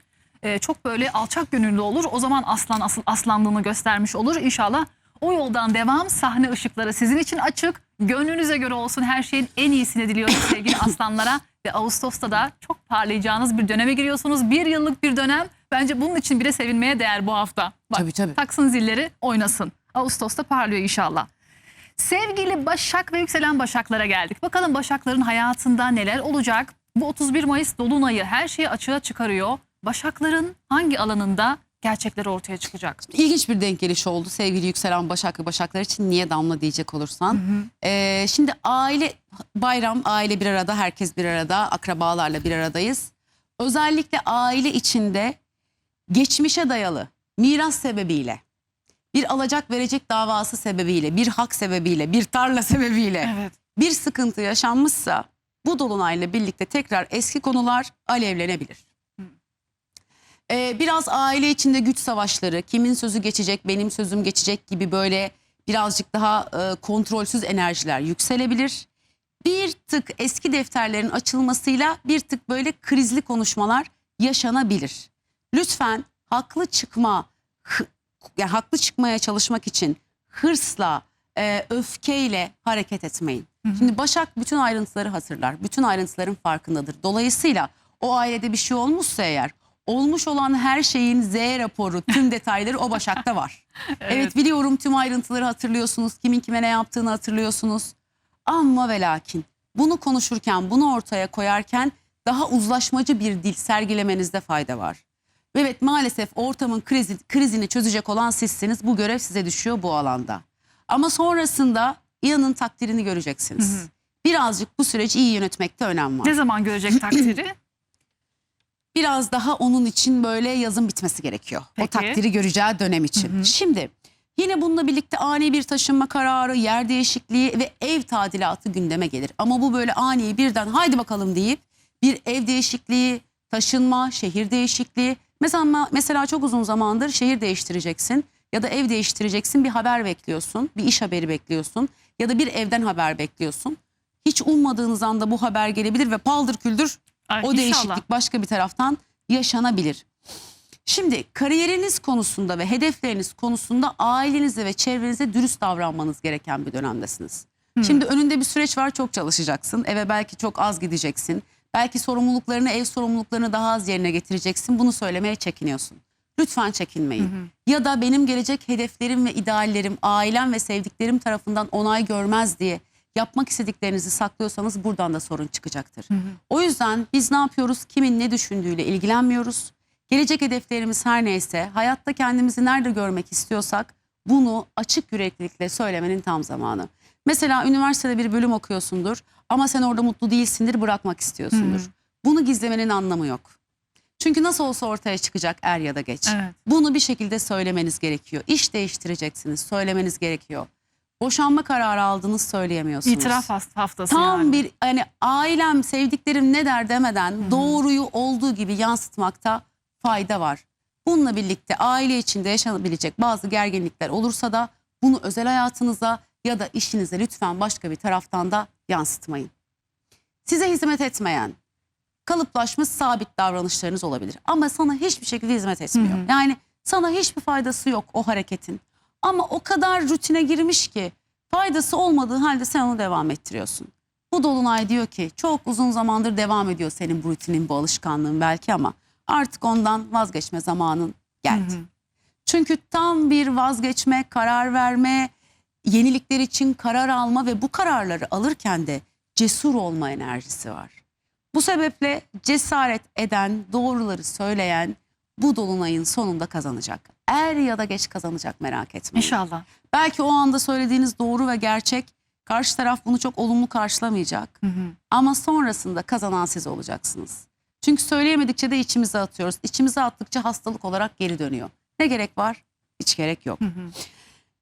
Gayrimenkul, toprak, mirasla ilgili meseleler varsa ve siz bir sözleşme imzalayacaksanız lütfen maddelerini dikkatli okuyun. Özellikle maddi bir yükümlülük gelecekse birazcık dikkat etmekte İmza fayda atabilir var. ama bu hafta.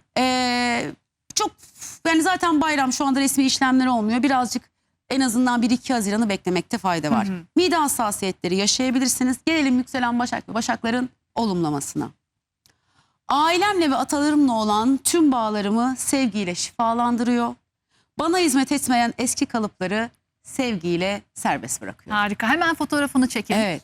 Paylaşın. Başak Burcu yakınlarınız, arkadaşlarınız kim varsa onlara dağıtın. WhatsApp'tan gönderin ki bu olumlamalardan herkes faydalansın. Evet. Zaten YouTube Hayatta Her Şey Var kanalında da açıp tekrar izleyip bu olumlamaları okuyun. Aynaya bakarak söyleyeceğiz, Evet. değil mi? Aynen. Bir de aynı burçların kötü tarafta olanları var. Evet. Siz de kariyeriniz için ya da hayatta kendinizi görmek istediğiniz yer için yalanlar söylediniz mi? Yalanlar söylemenin dışında başka birilerine kendilerini yetersiz hissettirerek onların hak ettiği başarıyı, onların hak ettiği sevgiyi, onların hak ettiği kariyeri ellerinden aldınız mı?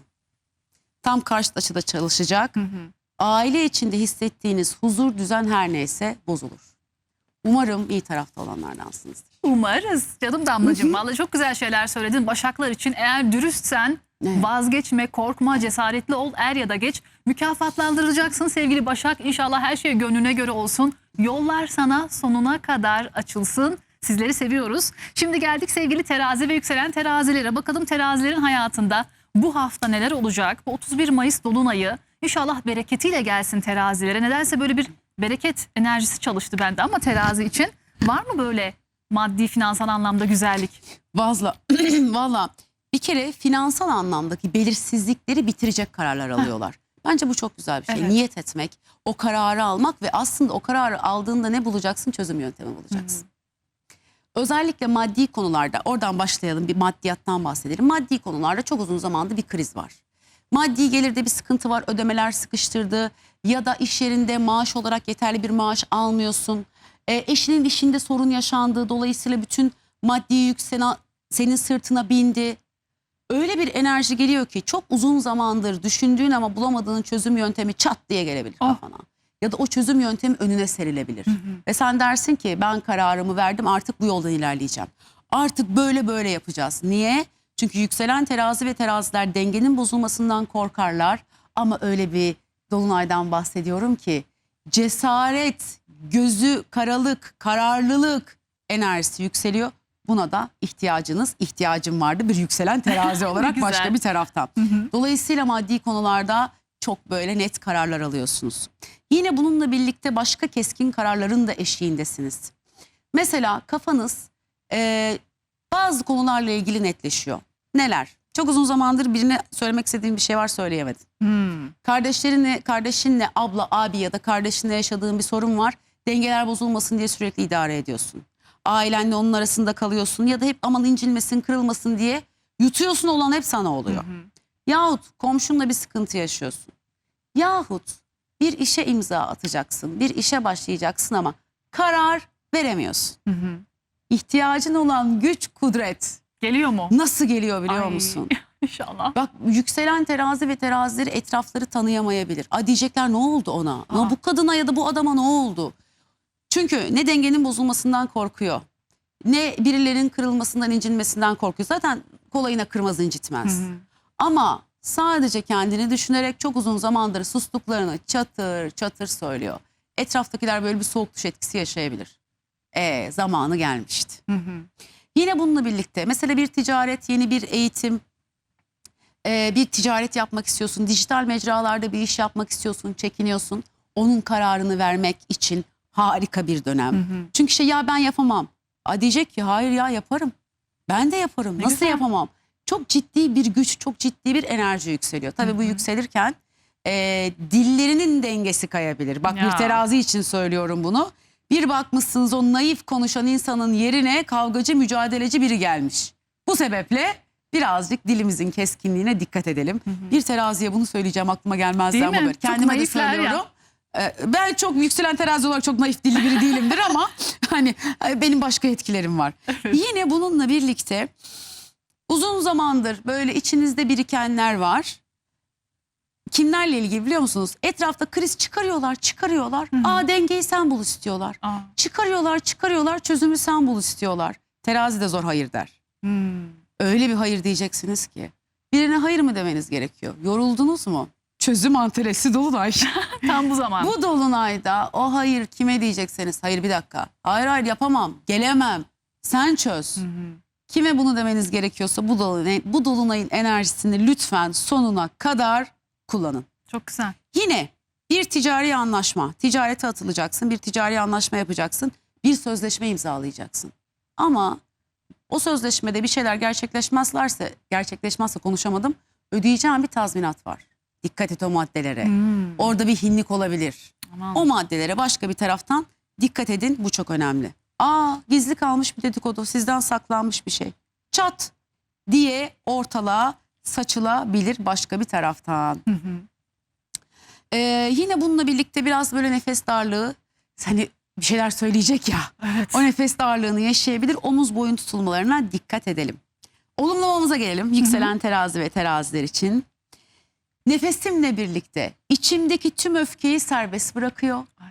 İlahi adaletin kusursuz işleyişine güveniyorum. Bak böyle. Evet. Oh rahatladık. Aynen Nefesle öyle. birlikte bıraktık. Aynı burçların kötü tarafta olanları var. Hukuksal bir süreçte böyle olaylar, bir şeyler çevirmeye, dolambaç işler yapmaya çalıştın mı? Yahut eş tarafını ya da uzak akrabalarını dedikodu yaparak birbirine düşürdün mü? Ama böyle büyük kaoslardan bahsediyorum. Yani eğer bunları yaptıysan ticari işlerin, yapacağın anlaşmalar yokuş aşağı doğru gitmeye başlayacak. Umarım iyi tarafta olanlardansınızdır. İyi tarafta olan teraziler için gayet güzel etkiler hakim. Çünkü size bir güç, bir cesaret geliyor. Hayır deme cesareti bu aynı zamanda sevgili teraziler. İnşallah ümit ettiğiniz, böyle önünüzde planladığınız her ne varsa onları gerçekleştirmek ve adım atmak için güzel bir zaman olsun. Size en güzelini diliyorum. Hayatınızda hep mutluluk, bereket, bolluk yanınızda olsun inşallah. Şimdi geldik sevgili akrep ve yükselen akreplere. Bakalım akrepler bu hafta nasıl etkilenecek bu dolunaydan? Çünkü güçlü bir dolunay ve akrep acaba hangi evinden bu etkiyi alacak Damlacığım? Valla Aslı, yükselen akrep ve akrepler şey diyorlar artık. Kendi hakkımı ve kazancımı sonuna kadar koruyacağım. Çok uzun zamandır maddi ve manevi olarak kendileri dışında başka birilerinin sorumluluklarında sırtlandılar. Bu eşleri olabilir, ortakları olabilir, uzun süreli ilişkileri olabilir. Hem maddi hem manevi anlamda kendilerini paralıyorlar. Böyle bir konu varsa eğer hayatınızda, artık omuzlarınızdan o yükü atmanın zamanı geldi. Ferahlayacaklar mı? Omuzlarından o yükü atarlarsa ferahlayacaklar. Zaten artık hakikaten çok yoruldular. Atıyorum, eşleri gereken sorumluluğu almıyor. Maddi ya da manevi fark etmez. Ortakları gereken sorumluluğu almıyor. Ya da uzun süreli ilişkilerinde bütün yük onların omuzlarında. İlişkiyi maddi olarak da kaldırmaya çalışıyorlar. Manevi olarak da ayakta tutmaya çalışıyorlar. Mücadele enerjisi. Karşı tarafın hayatında sürekli krizler çıkıyor. Bu bir hastalık olabilir, bu bir iş sorunu olabilir, bu bir maddi sorun olabilir. Sanki o yükselen akrebin ya da akrebin hiç derdi yok. Hep karşı tarafta bir sorun çıkıyor. Hep onlar olayı kotarmaya çalışıyorlar. Hep taşın altındaki el onların ise eğer. Öyle bir noktaya geldiler ki akrepte şahlandı mı, isyan etti mi duramazsınız önünde. Eyvah eyvah. Eğer bir akrebi bu noktaya getirdiyseniz buradan dönüşü yok. O top oradan dönmez. Dolayısıyla eğer bir akrebe böyle bir şey yaşatıyorsanız çok ciddi bir tepkiyle karşı karşıyasınız. Maddi manevi tüm sorumlulukları üstünüze, size ait olan sorumlulukları üstünüze bırakıp yeter artık diyorlar. Çok zor havlu atarlar. Attıkları zaman da o havluyu bir daha o yerden geri almazlar. Çünkü çok dirençlidirler. Maddi manevi artık sorunlarını kendileri için çözecekler. Çok Ya da üstüne belki gitmeyeceğiz. ya da belki evlatları için çözecekler. Lütfen maddi manevi yükselen akrep ve akreplerin üstüne sorumluluk yüklediyseniz o sorumlulukları hemen onların üstlerinden alın. Onlar patlamadan alın. Parayla ilgili size birileri yalan söyledi. Eşiniz, ortağınız ya da sevgiliniz. Bir borç var söylemedi. Kredi çekti söylemedi. Aslında ödenecek bir sürü şey var, her şey iyi dedi. İşten çıkarıldı söylemedi. Maaşı çıktı düşürüldü söylemedi. Yalan söyledi ya, kandırdı. ya da alacak var dedi, aslında alacak falan yok. Yani özetle maddi konularla alakalı sizi birileri dolandırmaya, uyutmaya çalıştı. İse eğer bu dolunayla birlikte ne varsa teker teker önünüze dökülecek. Ya belki de bayram, onunla görüşeceğiz, bununla görüşeceğiz. Belki de kulağınıza gelecek. Değil mi? Belki de aile içine gireceksiniz. Bir bakmışsınız mesela, size dedi ki bir ödemem vardı, oraya yaptım ama başka birine yardım etmiş. Bak. Başka birine vermiş o parayı. Üstelik sizin de bir daha ona para vermediğiniz birine para vermiş. Oo. Mesela bunlar varsa eğer yakalayabilirsiniz başka bir taraftan. Partnerinizin, eşinizin ya da iş ortağınızın inatçı, değişime direnen, sadece kendi konforunu düşünen tavırları var ise, eğer böyle bir tavır içindelerse, bu olay doğrudan sizin aile ya da kişisel bütçenizi zorlayabilir. Bu dolunayla birlikte. Ve şu soruyu soracaklar: ya bu ilişkiyi ayakta tutmak için niye hep ben bedel ödüyorum? Yani hep karşı taraf kendini düşünüyor. Fazla harcama yapıyor belki de. Evet. Finansal anlamda Aynen öyle. sınırı aşıyor. Ya da konforu bozulmasın diye iş değiştirmiyor. Aslında daha iyi kazanabilir ama iş değiştirmiyor. Ciddi bir sorgulama dönemine girecekler. Akrep, yükselen akrep ve akrepleri eğer bu manada birileri doldurduysa, akreplerin res çekme dönemi geldi. Bu dolunayda karşınızdaki kişinin sizi manipüle ederek kavgaya çekmesine izin vermeyin. Çünkü sizi manipüle ederek kavgaya çekmeye çalışacaklar. Çok büyük bir sakinlikle. Bir kavga edilecekse en alasını edersiniz, biliyorum. Bak, bunda hiçbir problem yok. Bir de öyle akrep, yani 2 tane söz söyler, karşı taraf 3 gün kendine gelemez. Değil mi? Tabii. Yani çünkü şu bir gerçektir. Bakın, bir akrep ona yapılanı unutmaz. Unutmaz. Çat diye Yani de söyler bir bir anda. lafı birinin suratına çat diye çarpmak için 20 yıl bekler gerekirse, ama o lafı çarpar, unutmaz. Zaten bir kavga edecekseniz 2 lafla karşınızdakini şahmat edebilirsiniz. Ama onu istiyor. Sizi kavgaya çekmek istiyor. Manipüle etmeye çalışıyor. Kanmayın. Kim bu, partneri mi? Evet. Partneri, ortağı, uzun süre ilişkisi. Deyin ki yok. O işler artık geçti. Bakın, inanın karşı taraf saçını başını yolacak. Duygusal huzursuzluklar biraz yeme düzeninizi bozabilir. Şimdi gelelim yükselen akrep ve akreplerin olumlamasına. Sahip olduğum tüm maddi ve manevi kaynakları ilahi korumaya teslim ediyorum. Ben kıymetliyim. Kendi değerimi bildikçe parlayacak ve parlatacağım.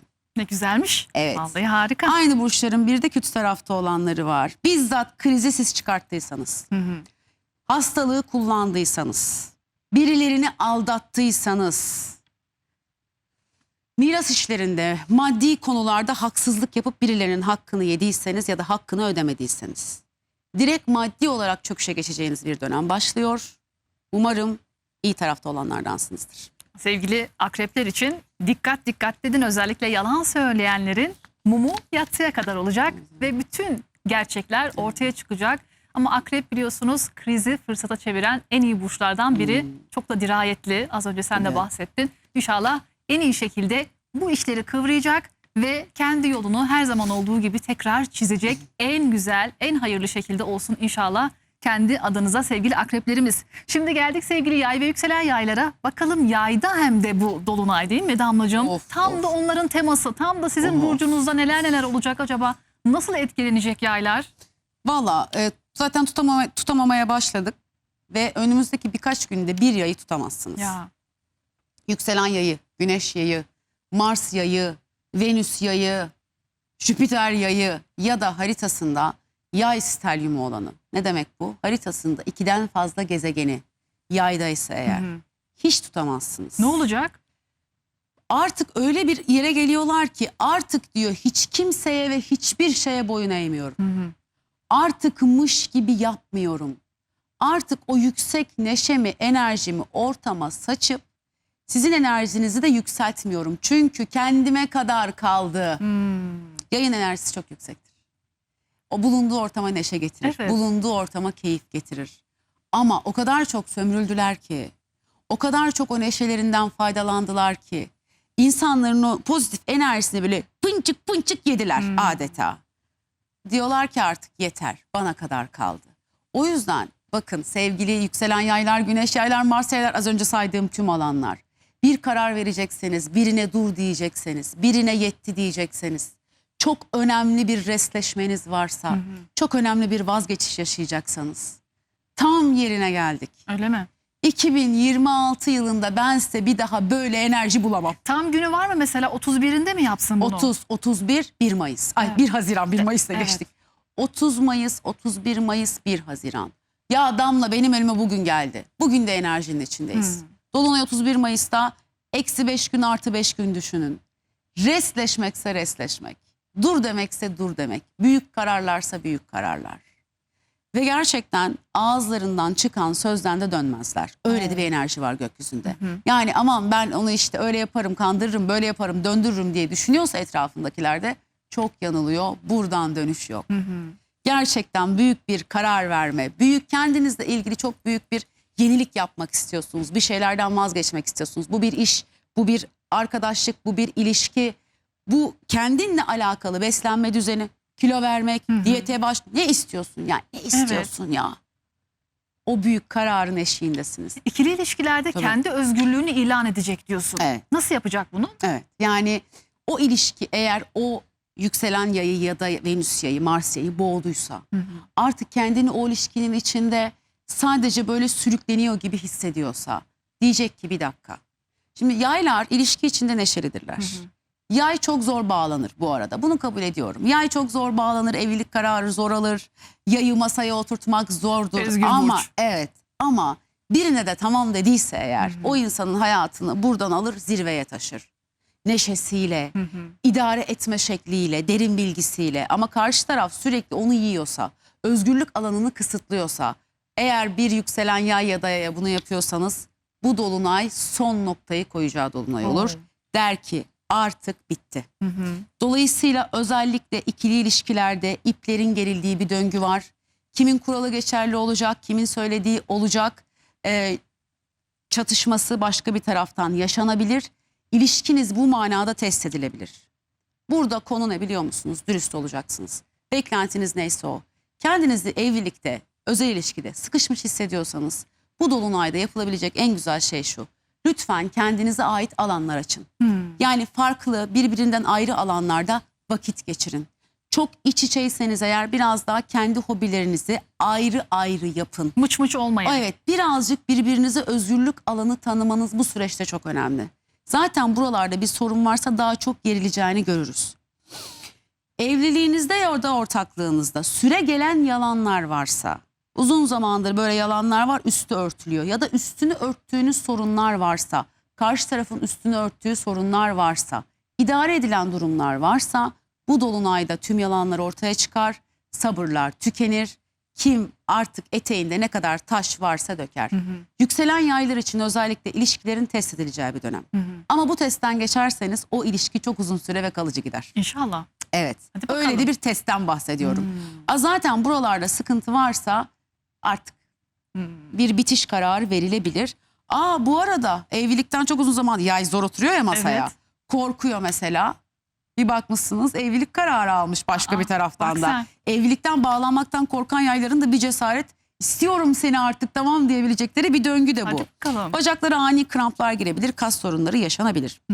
Yükselen yay ve yayların olumlamasına geldik. Kendim olduğum gibi tüm şeffaflığımla ifade etmeye hazırım. İlahi adaletin rehberliğinde kendi yolumda güvenle ilerliyorum. Lütfen kendinize bunu söyleyin. Aynı burçların kötü tarafta olanlarına geldik. Evet. Özellikle ikili ilişkilerinizde, evliliğinizde, ortaklığınızda yalan söylediyseniz, bakın büyük yalanlar. Ya şöyledan bahsediyorum. Aldattın, kandırdın, işte parayla ilgili bir şeyler söyledin. Evleneceğiz diye bekletiyorsun, sana aşığım. Bizzat kendi sağlığınız sıkıntıya girebilir. Direkt sağlık sorunu olarak geri dönebilir size bu yalanlar. Ya da bizzat işte böyle aynaya bakarsın, kendini beğenmezsin, yüksek huzursuzluklar başlar. Umarım iyi tarafta olanlardansınızdır. İyi tarafta olan yaylar için büyük kararlar dönemi, özellikle ikili ilişkilerde dedin. Ya tamam ya devam dönemi de olabilir. İnşallah en güzel şekilde kaderiniz yazılsın. En güzel kararları verin. Hayat yolculuğunuzda öyle güzel mihenk taşları dikin ki ya ne güzel kararlar almışım da geleceğime yön vermişim diyeceğiniz bir hafta olsun sevgili yayları sevgiyle, mutlulukla, huzurla uğurluyoruz. Geldik şimdi sevgili Oğlak ve yükselen Oğlaklara. Bakalım Oğlakların hayatında bu dolunayla birlikte neler olacak? Hangi değişimler sizin hayatınıza girecek? Ben de merak ediyorum. Acaba kontrolü çok sever ya Oğlak. Evet. Kontrol etmeyi bırakacak mı? Özellikle aslında kontrol edemediği şeyler için savaşmayı bıraksın. Şimdi yükselen oğlak ya da haritasında çok fazla oğlak olanlar. Evet. Kontrol edemediği şeyler için savaş ve mücadele etmeyi bırakma zamanı geldi. Çünkü bazen o akışı da izlemek lazım. Şimdi zaten oğlaklar, yükselen oğlaklar, çok fazla oğlak olanlar o kontrolü şunun için sağlarlar. Aman o düzen bozulmasın. Aman bir şeyler inşa edildi, oralardan sıkıntı çıkmasın. Aslında bunu başka birileri için yapıyordur. Çünkü zaten o kendi hayatını kontrol eder. Yani bir yükselen oğlak kendi hayatının ipini kimseye teslim etmez. Etrafıyla ilgili bu kontrol mekanizması onu çok yordu. Bırakın siz bir şeyleri kontrol etmediğinizde bakalım çevrenizdekiler ne yapıyor. Düşmelerine izin verin. Kendileri için mücadele etmelerine izin verin. Biraz daha içe çekilin. Kendi özünüzü şifalandırma zamanınız. Özellikle yükselen oğlaklara söyleyeceğim, dikkat etmeleri gereken bir şey var. Evet. 30 Mayıs, 31 Mayıs ve 1 Haziran'da gördüğünüz rüyalara dikkat edin. Not alsınlar mı? Not alsınlar. Haberci rüya mı bunlar? Bak, arkalarından çevrilen bir işi ya da onların arkasından iş çeviren bir insanı görebilirler. Yine bununla birlikte böyle etraflarında dedikodular dönüyorsa, haberleri yoksa o malum olabilir. Rüyasında birilerini görüyor ama böyle negatif, karanlık. Şimdi rüyaların hissi önemlidir. Rüya çok karanlıktır ama sen rüyada his olarak iyi uyanırsın. Ya rüya karanlık gibiydi ama Evet. ya ben mutlu uyandım dersin. O rüya kötü değildir. Lütfen, çok yanlış yorumluyoruz rüya Gece görürüz enerjisini. mesela bazen. Gece sanki kötü gibi ama hissiyat mı burada Ama önemli? sen bakın, rüyanızın hissiyatı çok önemlidir. Sen o rüyadan mutlu uyandın. O rüyaya kötü deme. Rüya çok güzel. Her yer yeşillik, ferahlık. Ama sen sıkıntılı uyandın. O zaman orada sana bir uyarı var. Dolayısıyla rüyanızda ne hissettiğinizi, o insanı görüyorsun rüyanda, sana ne hissettiğini hatırlıyorsan, negatif bir şeyler hissediyorsan, sıkıntılı hissediyorsan şöyle bir kaşık kaldır bakalım. Acaba buradan bir şey mi gelecek diye düşünebilirsin başka bir taraftan. Yine başka bir yerden eski sevgililerini gördün. Uzun zamandır görmüyorsun. Eksler geldi rüyaya. Rüyaya geldi. Ben de gerçeğe geldi sandım. Ha yok, rüyaya geldi diyelim. Vallahi seni anıyor olabilir. Öyle mi? Böyle aranızda serbest bırakman gereken bir bağ olabilir. Hemen öyle şey deyin. Bu insanla aramda ne varsa görünür görünmez tüm bağları kesiyorum. Belki kesmek istemiyor, gelsin istiyor. Ne yaptığına bağlı. Şimdi bu çok kişisel haritanıza göre değişir. Bir şey Evet. söyleyemem. Büyük hatalar yaptıysa olmaz asla. Ama hani kafayen anlaşamadınız, fikren anlaşamadınız. Doğru zamanlarda bir araya gelmediniz belki. Bak, onun oluru var. Evet. Bazen olabilir o Belki iş. bir sinyal bu değil mi? Tabii Geri belki dönüş bir için. sinyal. Rüyalar önemli. O yükselen oğlak ve oğlaklar özellikle yükselen oğlaklar. Rüyalarınız çok önemli. Yine bununla birlikte iş hayatınızda, şimdi eğer siz iş hayatınızda bildiğiniz yerden dosdoğru ilerliyorsanız, yani kimse umurunuzda değilse, kimsenin malında, mülkünde, kariyerinde gözünüz yoksa, ardınızdan çeviren işler varsa o insanların ayağına dolanır. Bir bakın bakalım önümüzdeki bu geçtiğimiz 5 gün ve ondan sonraki 5 gün içinde bir bakın bakalım bir anda birilerinin işleri ters gidiyor mu? O insanlar sizin arkanızdan iş çeviriyor olabilir, özellikle iş yerinde. Çok yükselen oğlak ve oğlaklara bak, bayağı bir etrafı izleyecekleri kaynıyor doneler vallahi. verdik. Şimdi bununla birlikte çocuklarımıza gelelim, evli olanlar. Çocukların istekleri ile sizin fikirleriniz çatışabilir. Yükselen oğlak ve oğlaklar için de böyle bir enerji var. Ne yapıyoruz? Çocuklarımızla bu süreçte çok da böyle çatışmamaya çalışıyoruz başka bir taraftan. Birazcık bu arada gizli saklı ilişkiler varsa bitmesi gereken, onlar ortaya çıkacak. Umarım böyle bir şeyler olmamıştır bu arada da. Uykusuzluk yaşayabilirsiniz, birazcık haberiniz olsun. Sabah yataktan yorgun uyanabilirsiniz başka bir taraftan. Gelelim yükselen oğlak ve oğlakların olumlamasına. Kontrol edemediğim tüm durumları, olayları ve kişileri sevgiyle ilahi sisteme teslim ediyorum. Görünür veya görünmez tüm negatif enerjilerden korunuyorum. Ay, evet. Ruhum ve bedenim ilahi bir koruma altında. Ay harikaymış. Aslı, sende stelyum var, bunu 3 gün. Bunu 3 gün söyleyeceğim. Bunu 3 gün söyle ne olur. Evet. Sende de o stelyum var, bu çok etkili Değil mi? olacaktır. Aynı burçların bir de kötü tarafta olanları var. İş için, kariyer için, statü için. Yalan söylediniz mi, hak yediniz mi? Bak çok net gelecek burada. Eğer bunları yaptıysanız bu aşamadan sonra şu iç huzurunuz pek kalmaz. Kafanızın içindeki sesler de susmaz. Yani şunu yaşarlar. Hiç mutlu değilim. Parası vardır, pulu vardır, mevkisi vardır ama umarım iyi tarafta olanlardansınızdır. Valla oğlaklar için rüyalara mesaj var. Dedik evet. rüyalara dikkat edecek, rüyalarınızı not alın. Rüyalarda belki de buluşuruz diyeceğiniz neler neler yaşayacaksınız merak ediyorum. Rüyalarınızı hemen yorumlara yazın. YouTube Hayatta Her Şey Var'da okuyoruz çünkü o yorumları. Çok enteresan rüyalar çıkıyor bazen. Ay Aslında bu gece rüya gördüm diyenler Bir şey oluyor. söyleyeceğim rüya ile ilgili. Evet. Rüyalarınızı kimseye anlatmayın. Ya. Evet. Rüyaları kimseye anlatmayın. Suya mı anlatsınlar? Akan suya anlatın. İyi o Ne zaman. olur O rüyaları zaman anlatmayın. anlatmayın. Merak ettim ama. Evet, evet ama şeydir rüyalar anlatılmaz. Anlatılmaz değil mi? Yok. Kendinize bir deftere yazın ya da akan suya an. Eskiler şeydir aç suyu anlat hatırlıyor musun? Evet, musluğu aç anlat. Biliyorlar bak kadim bilgi çok önemli bir şey. Evet. Ne kadar iyi biliyor eskiler anlatmayın. Çünkü iyi niyet var, kötü niyet var. Aynen Bizim öyle. niyetimizden şüphe Evet. etmiyorsunuz zaten. İyi niyet bizde ama kötü niyetli olanlar belki Bilemiyoruz. farklı yorumlayabilir rüyaları. İnşallah en yüksek hayrınıza olsun. Ne olacaksa zaten olacak ama oğlaklar için en güzeli olsun. Onu diliyorum canı gönülden. Çünkü aslında kötü niyetli insanlar senin rüyandan senin bilinçaltına nasıl sızacağını çözer. Oradaki kodları çözer. Bilemiyoruz dediğin gibi. Evet. O Kimi yüzden için kötü biz işimizi ne yapalım? sağlam alalım. Garantiye alalım. Peki geldik sevgili kova ve yükselen kovalara. Bakalım kovaların hayatında bu hafta nasıl açılımlar var? Gökyüzü neler söylüyor bayram haftasında? Dolunay bu kadar yüksek bir enerjiyle geliyorken kovaya iyilik, güzellik ve bereket getiriyor mu? Getiriyor ve şu soruyu soruyor yükselen kova ve kovalara. Gelecek hedeflerin için, hayallerin için ne kadar ileri gidebilirsin? Neler yapabilirsin? Nelerden vazgeçebilirsin? Ne kararlar alabilirsin? Bu dolunay adeta sizin cesaretinizi sınayarak ve başka bir taraftan da yükselterek yeni hedefler ve yeni adımlar için karar almanızı istiyor. Çünkü yıldızınızın parlama zamanı geldi. Hadi bakalım. Bu sebeple bu dolunay sınırları zorlayarak sizi zirveye çıkaracak bir enerjiye sahip. Ne yapıyoruz? Özellikle sosyal çevremizde daha görünür oluyoruz. Yeni insanlarla tanışıyoruz. Farklı fikirdeki insanları dinliyoruz. Çünkü o farklı fikirdeki insanlar o anda belki sana boş konuşuyor gelecek. Ya da hiç senin kafa yapında biri değil. Ama söyleyeceği bir cümle böyle hop Bir ışık lamba. yakabilir. Aha. Aynen öyle. O yüzden ne kadar ileri gidebilirsin? Hedeflerin için nelerden vazgeçebilirsin? Kimlere dur diyebilirsin?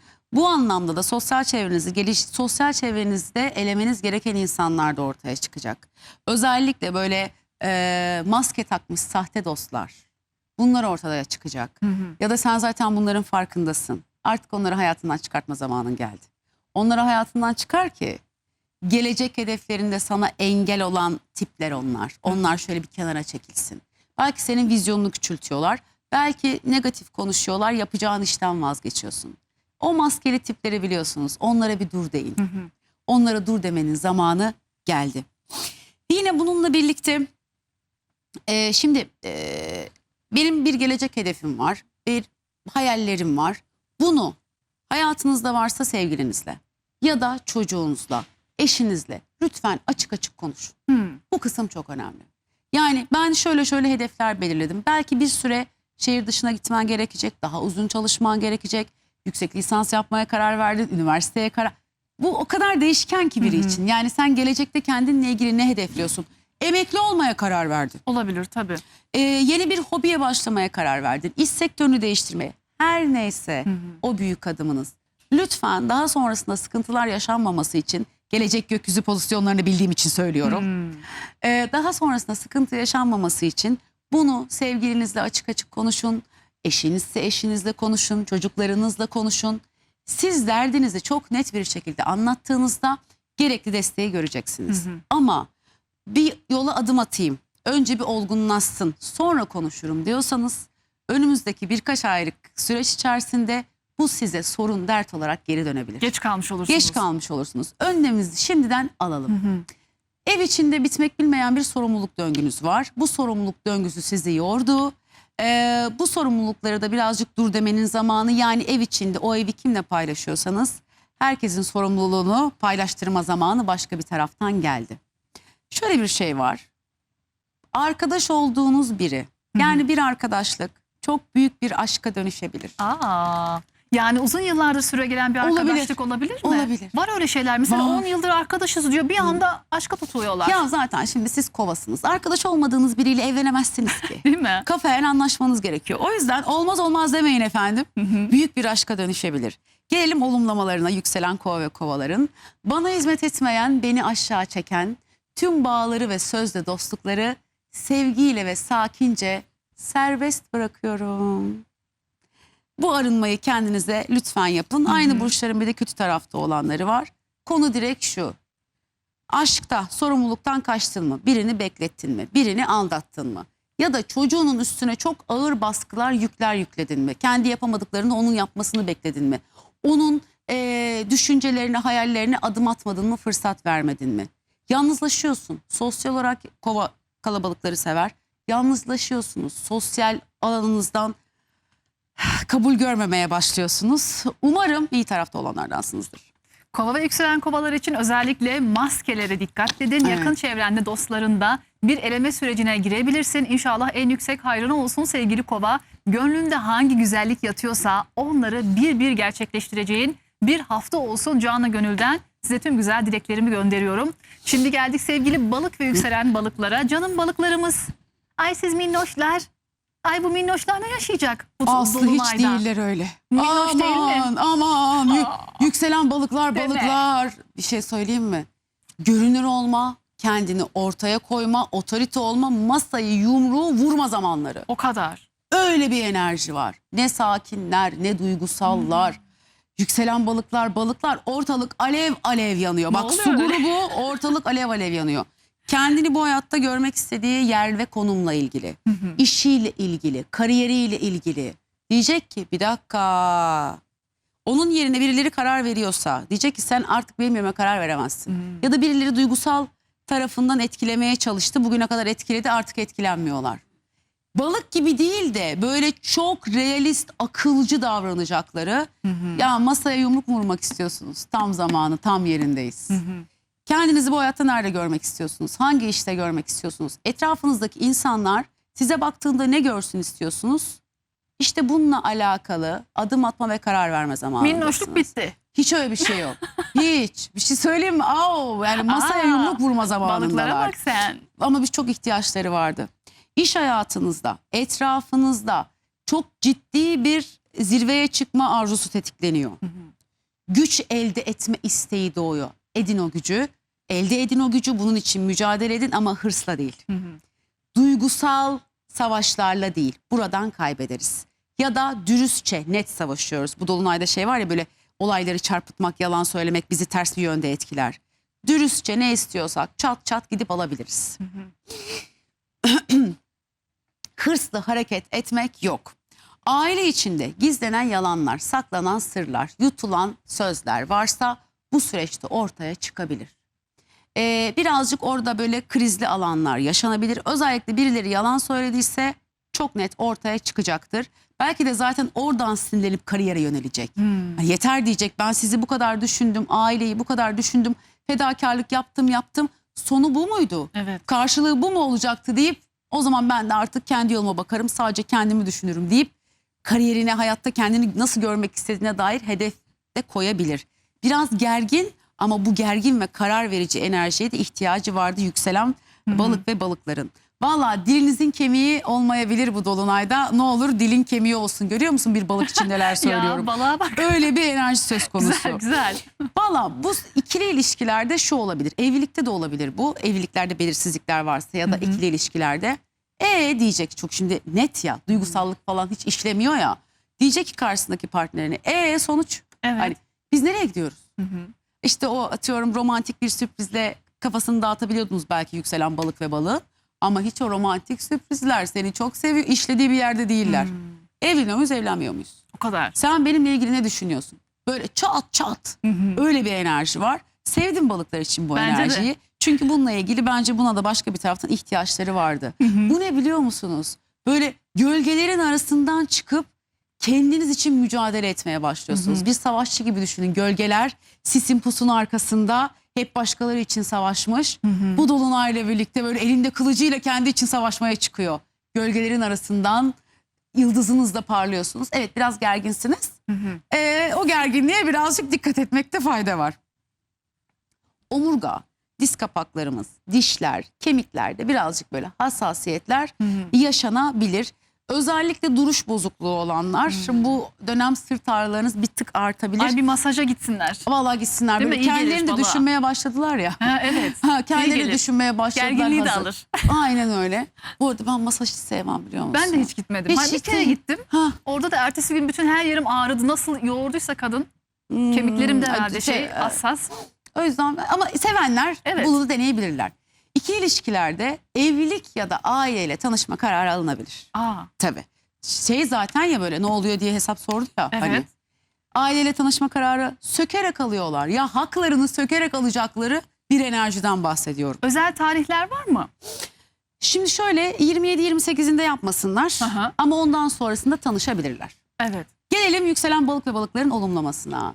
Ben değerliyim. Yeteneklerimle görünür olmayı ve hak ettiğim maddi manevi değeri güvenle almayı seçiyorum. Lütfen bunu 30-31 Mayıs ve 1 Haziran'da sabah kalktığımızda ilk kendimize söyleyeceğimiz şey bu olsun. Aynı burçların kötü tarafta olanlarına geldik. Tam aksi tarafa geçip siz de aile içinde ailenize yalanlar söylediniz mi? Büyük yalanlardan bahsediyorum. Borç yapmışsındır, söylememişsindir. İşten atılmışsındır, söylememişsindir. Sorumluluk almamışsındır. Kendi söylediğin yalanlara kendin bile inanarak etrafındakileri o kadar çok kandırmışsındır ki. İşte ailene, sevdiklerine söylediğin yalanlar seni kariyerinden edecek gibi duruyor. Eyvah eyvah. Peki sevgili balıklar, kendinize odaklanacağınız ve kararlarınızı net vereceğiniz bir hafta, güzel bir enerji, inşallah en güzel şekilde bu haftayı değerlendirirsiniz. Birazdan Damla Ündar'dan şifa çalışması bu 31 Mayıs Dolunayı için özel tavsiyelerde bulunacak. Bize bunları kaçırmayın diyorum ama ne zaman? Kısa bir aranın ardından hemen buradayız. 31 Mayıs'ta çok önemli bir dolunay var ve çok sevgili astrolog Damla Ündar bize bu dolunayın şifa çalışmasını verecek, önemli tavsiyelerde bulunacak. 31 Mayıs'ı nasıl değerlendirelim, ne yapalım, ne yapmayalım Damlacığım? Şimdi Aslı bir renklerden ve bazı şeylerden bahsedeceğiz, bir olumlamadan bahsedeceğiz. O yüzden bu enerjinin en aktif olduğu dönem ne zaman olacaktır? İster istemez 30 Mayıs, 31 Mayıs ve 1 Haziran. Özellikle bu 3 gün içinde. Şimdi ne dedim? Antares, yıkıcı, savaşçı bir enerji. Dolayısıyla yüksek bir enerji.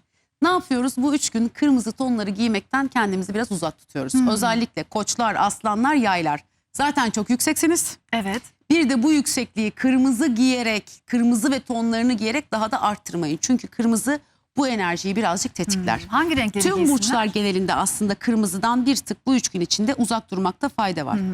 Ne yapıyoruz? Buradaki bu sert enerjiyi başka bir taraftan dengelemek için indigo veya lapis mavisi, mavi tonlarına başka bir taraftan gidebiliriz. Bu aynı zamanda Aldebaran'da var demiştim ya, onun temsil ettiği ilahi hakikati, sakinliği, dürüstlük enerjisini de hayatımıza çeker. Yine bununla birlikte Mars Boğa da böyle sıkıntılı bir enerji içinde. Ne yapacağız? Mars Boğa'nın topraklanma ihtiyacını ona hangi renklerle sunabiliriz? Zeytin yeşili ve toprak tonları. Özellikle bu 3 gün finansal ve maddi anlamda da kendimizi güvende hissetmek için, sinirsel gerilimlerimiz yatışsın diye, böyle köklenme ihtiyacımız artsın diye zeytin yeşili ve toprak tonlarını kullanmanızda fayda var. Renkler enerjimizi çok etkiliyor. Ya da gözümüzün önüne bu renkleri koyalım. Çok mesela gergin hissediyoruz. Yeşil bir renk, zeytin yeşili, toprak tonlarına bakmak, doğaya bakmak, bu hazır tatilde yeşil alanlarda bulunmak başka bir taraftan iyi gelecek. Ya da dediğim gibi indigo veya lapis mavisi. Bir de genel bir olumlamamız var. Lütfen bunun fotoğrafını çekin. Bunu 3 gün boyunca her burcun olumlamasının dışında bir de yanına bunu okuyalım. Harikasın. Ne diyoruz her burç özelinde? Kendi gücümü sevgiyle, bilgelikle ve dürüstlükle elime alıyorum. Karşılaştığım her durumu esneklikle karşılıyor. İlahi planın kusursuz işleyişine güveniyorum. Zihnim berrak, adımlarım sağlam ve kalbim hakikate açık. Şu an sen okudun ya, bir rahatlama bile geldi o anda. Çünkü neden? Burada Aldebaran dürüstlükten bahsediyoruz. Kalbimizi gerçeklere, ilahi hakikate açıyoruz. Gerçeklerden korkmuyoruz. Onlarla yüzleşme cesaretimiz var. Üstelik karşıda bir Antares var. Onlarla mücadele etme enerjimiz de var. Niyetimiz çok iyi. Umarım hep kalbimiz iyiliğe, güzelliğe atar. İnşallah Damlacığım, ilahi plana da güvendiğimiz Evet, için zaten evet. o teslimiyetle inşallah çok güzel etkiler alacağız. 31 Mayıs Dolunay'ı hepimize hayırlı uğurlu bereketiyle gelsin. Çok teşekkür ediyorum. teşekkür Damla Ündar ederim. bugün de bizlerle birlikteydi. Haftaya inşallah yine görüşmek ümidiyle sevgili seyirciler. Bugünlük bizden bu kadar ama yarın yine biliyorsunuz bayramın 3. gününde Musa Belgiç hocamızla çok güzel bir yayın gerçekleştireceğiz. Yarına dek sağlıkla kalın, huzurla kalın, muhteşem bir bayram günü geçirin. Hoşça kalın.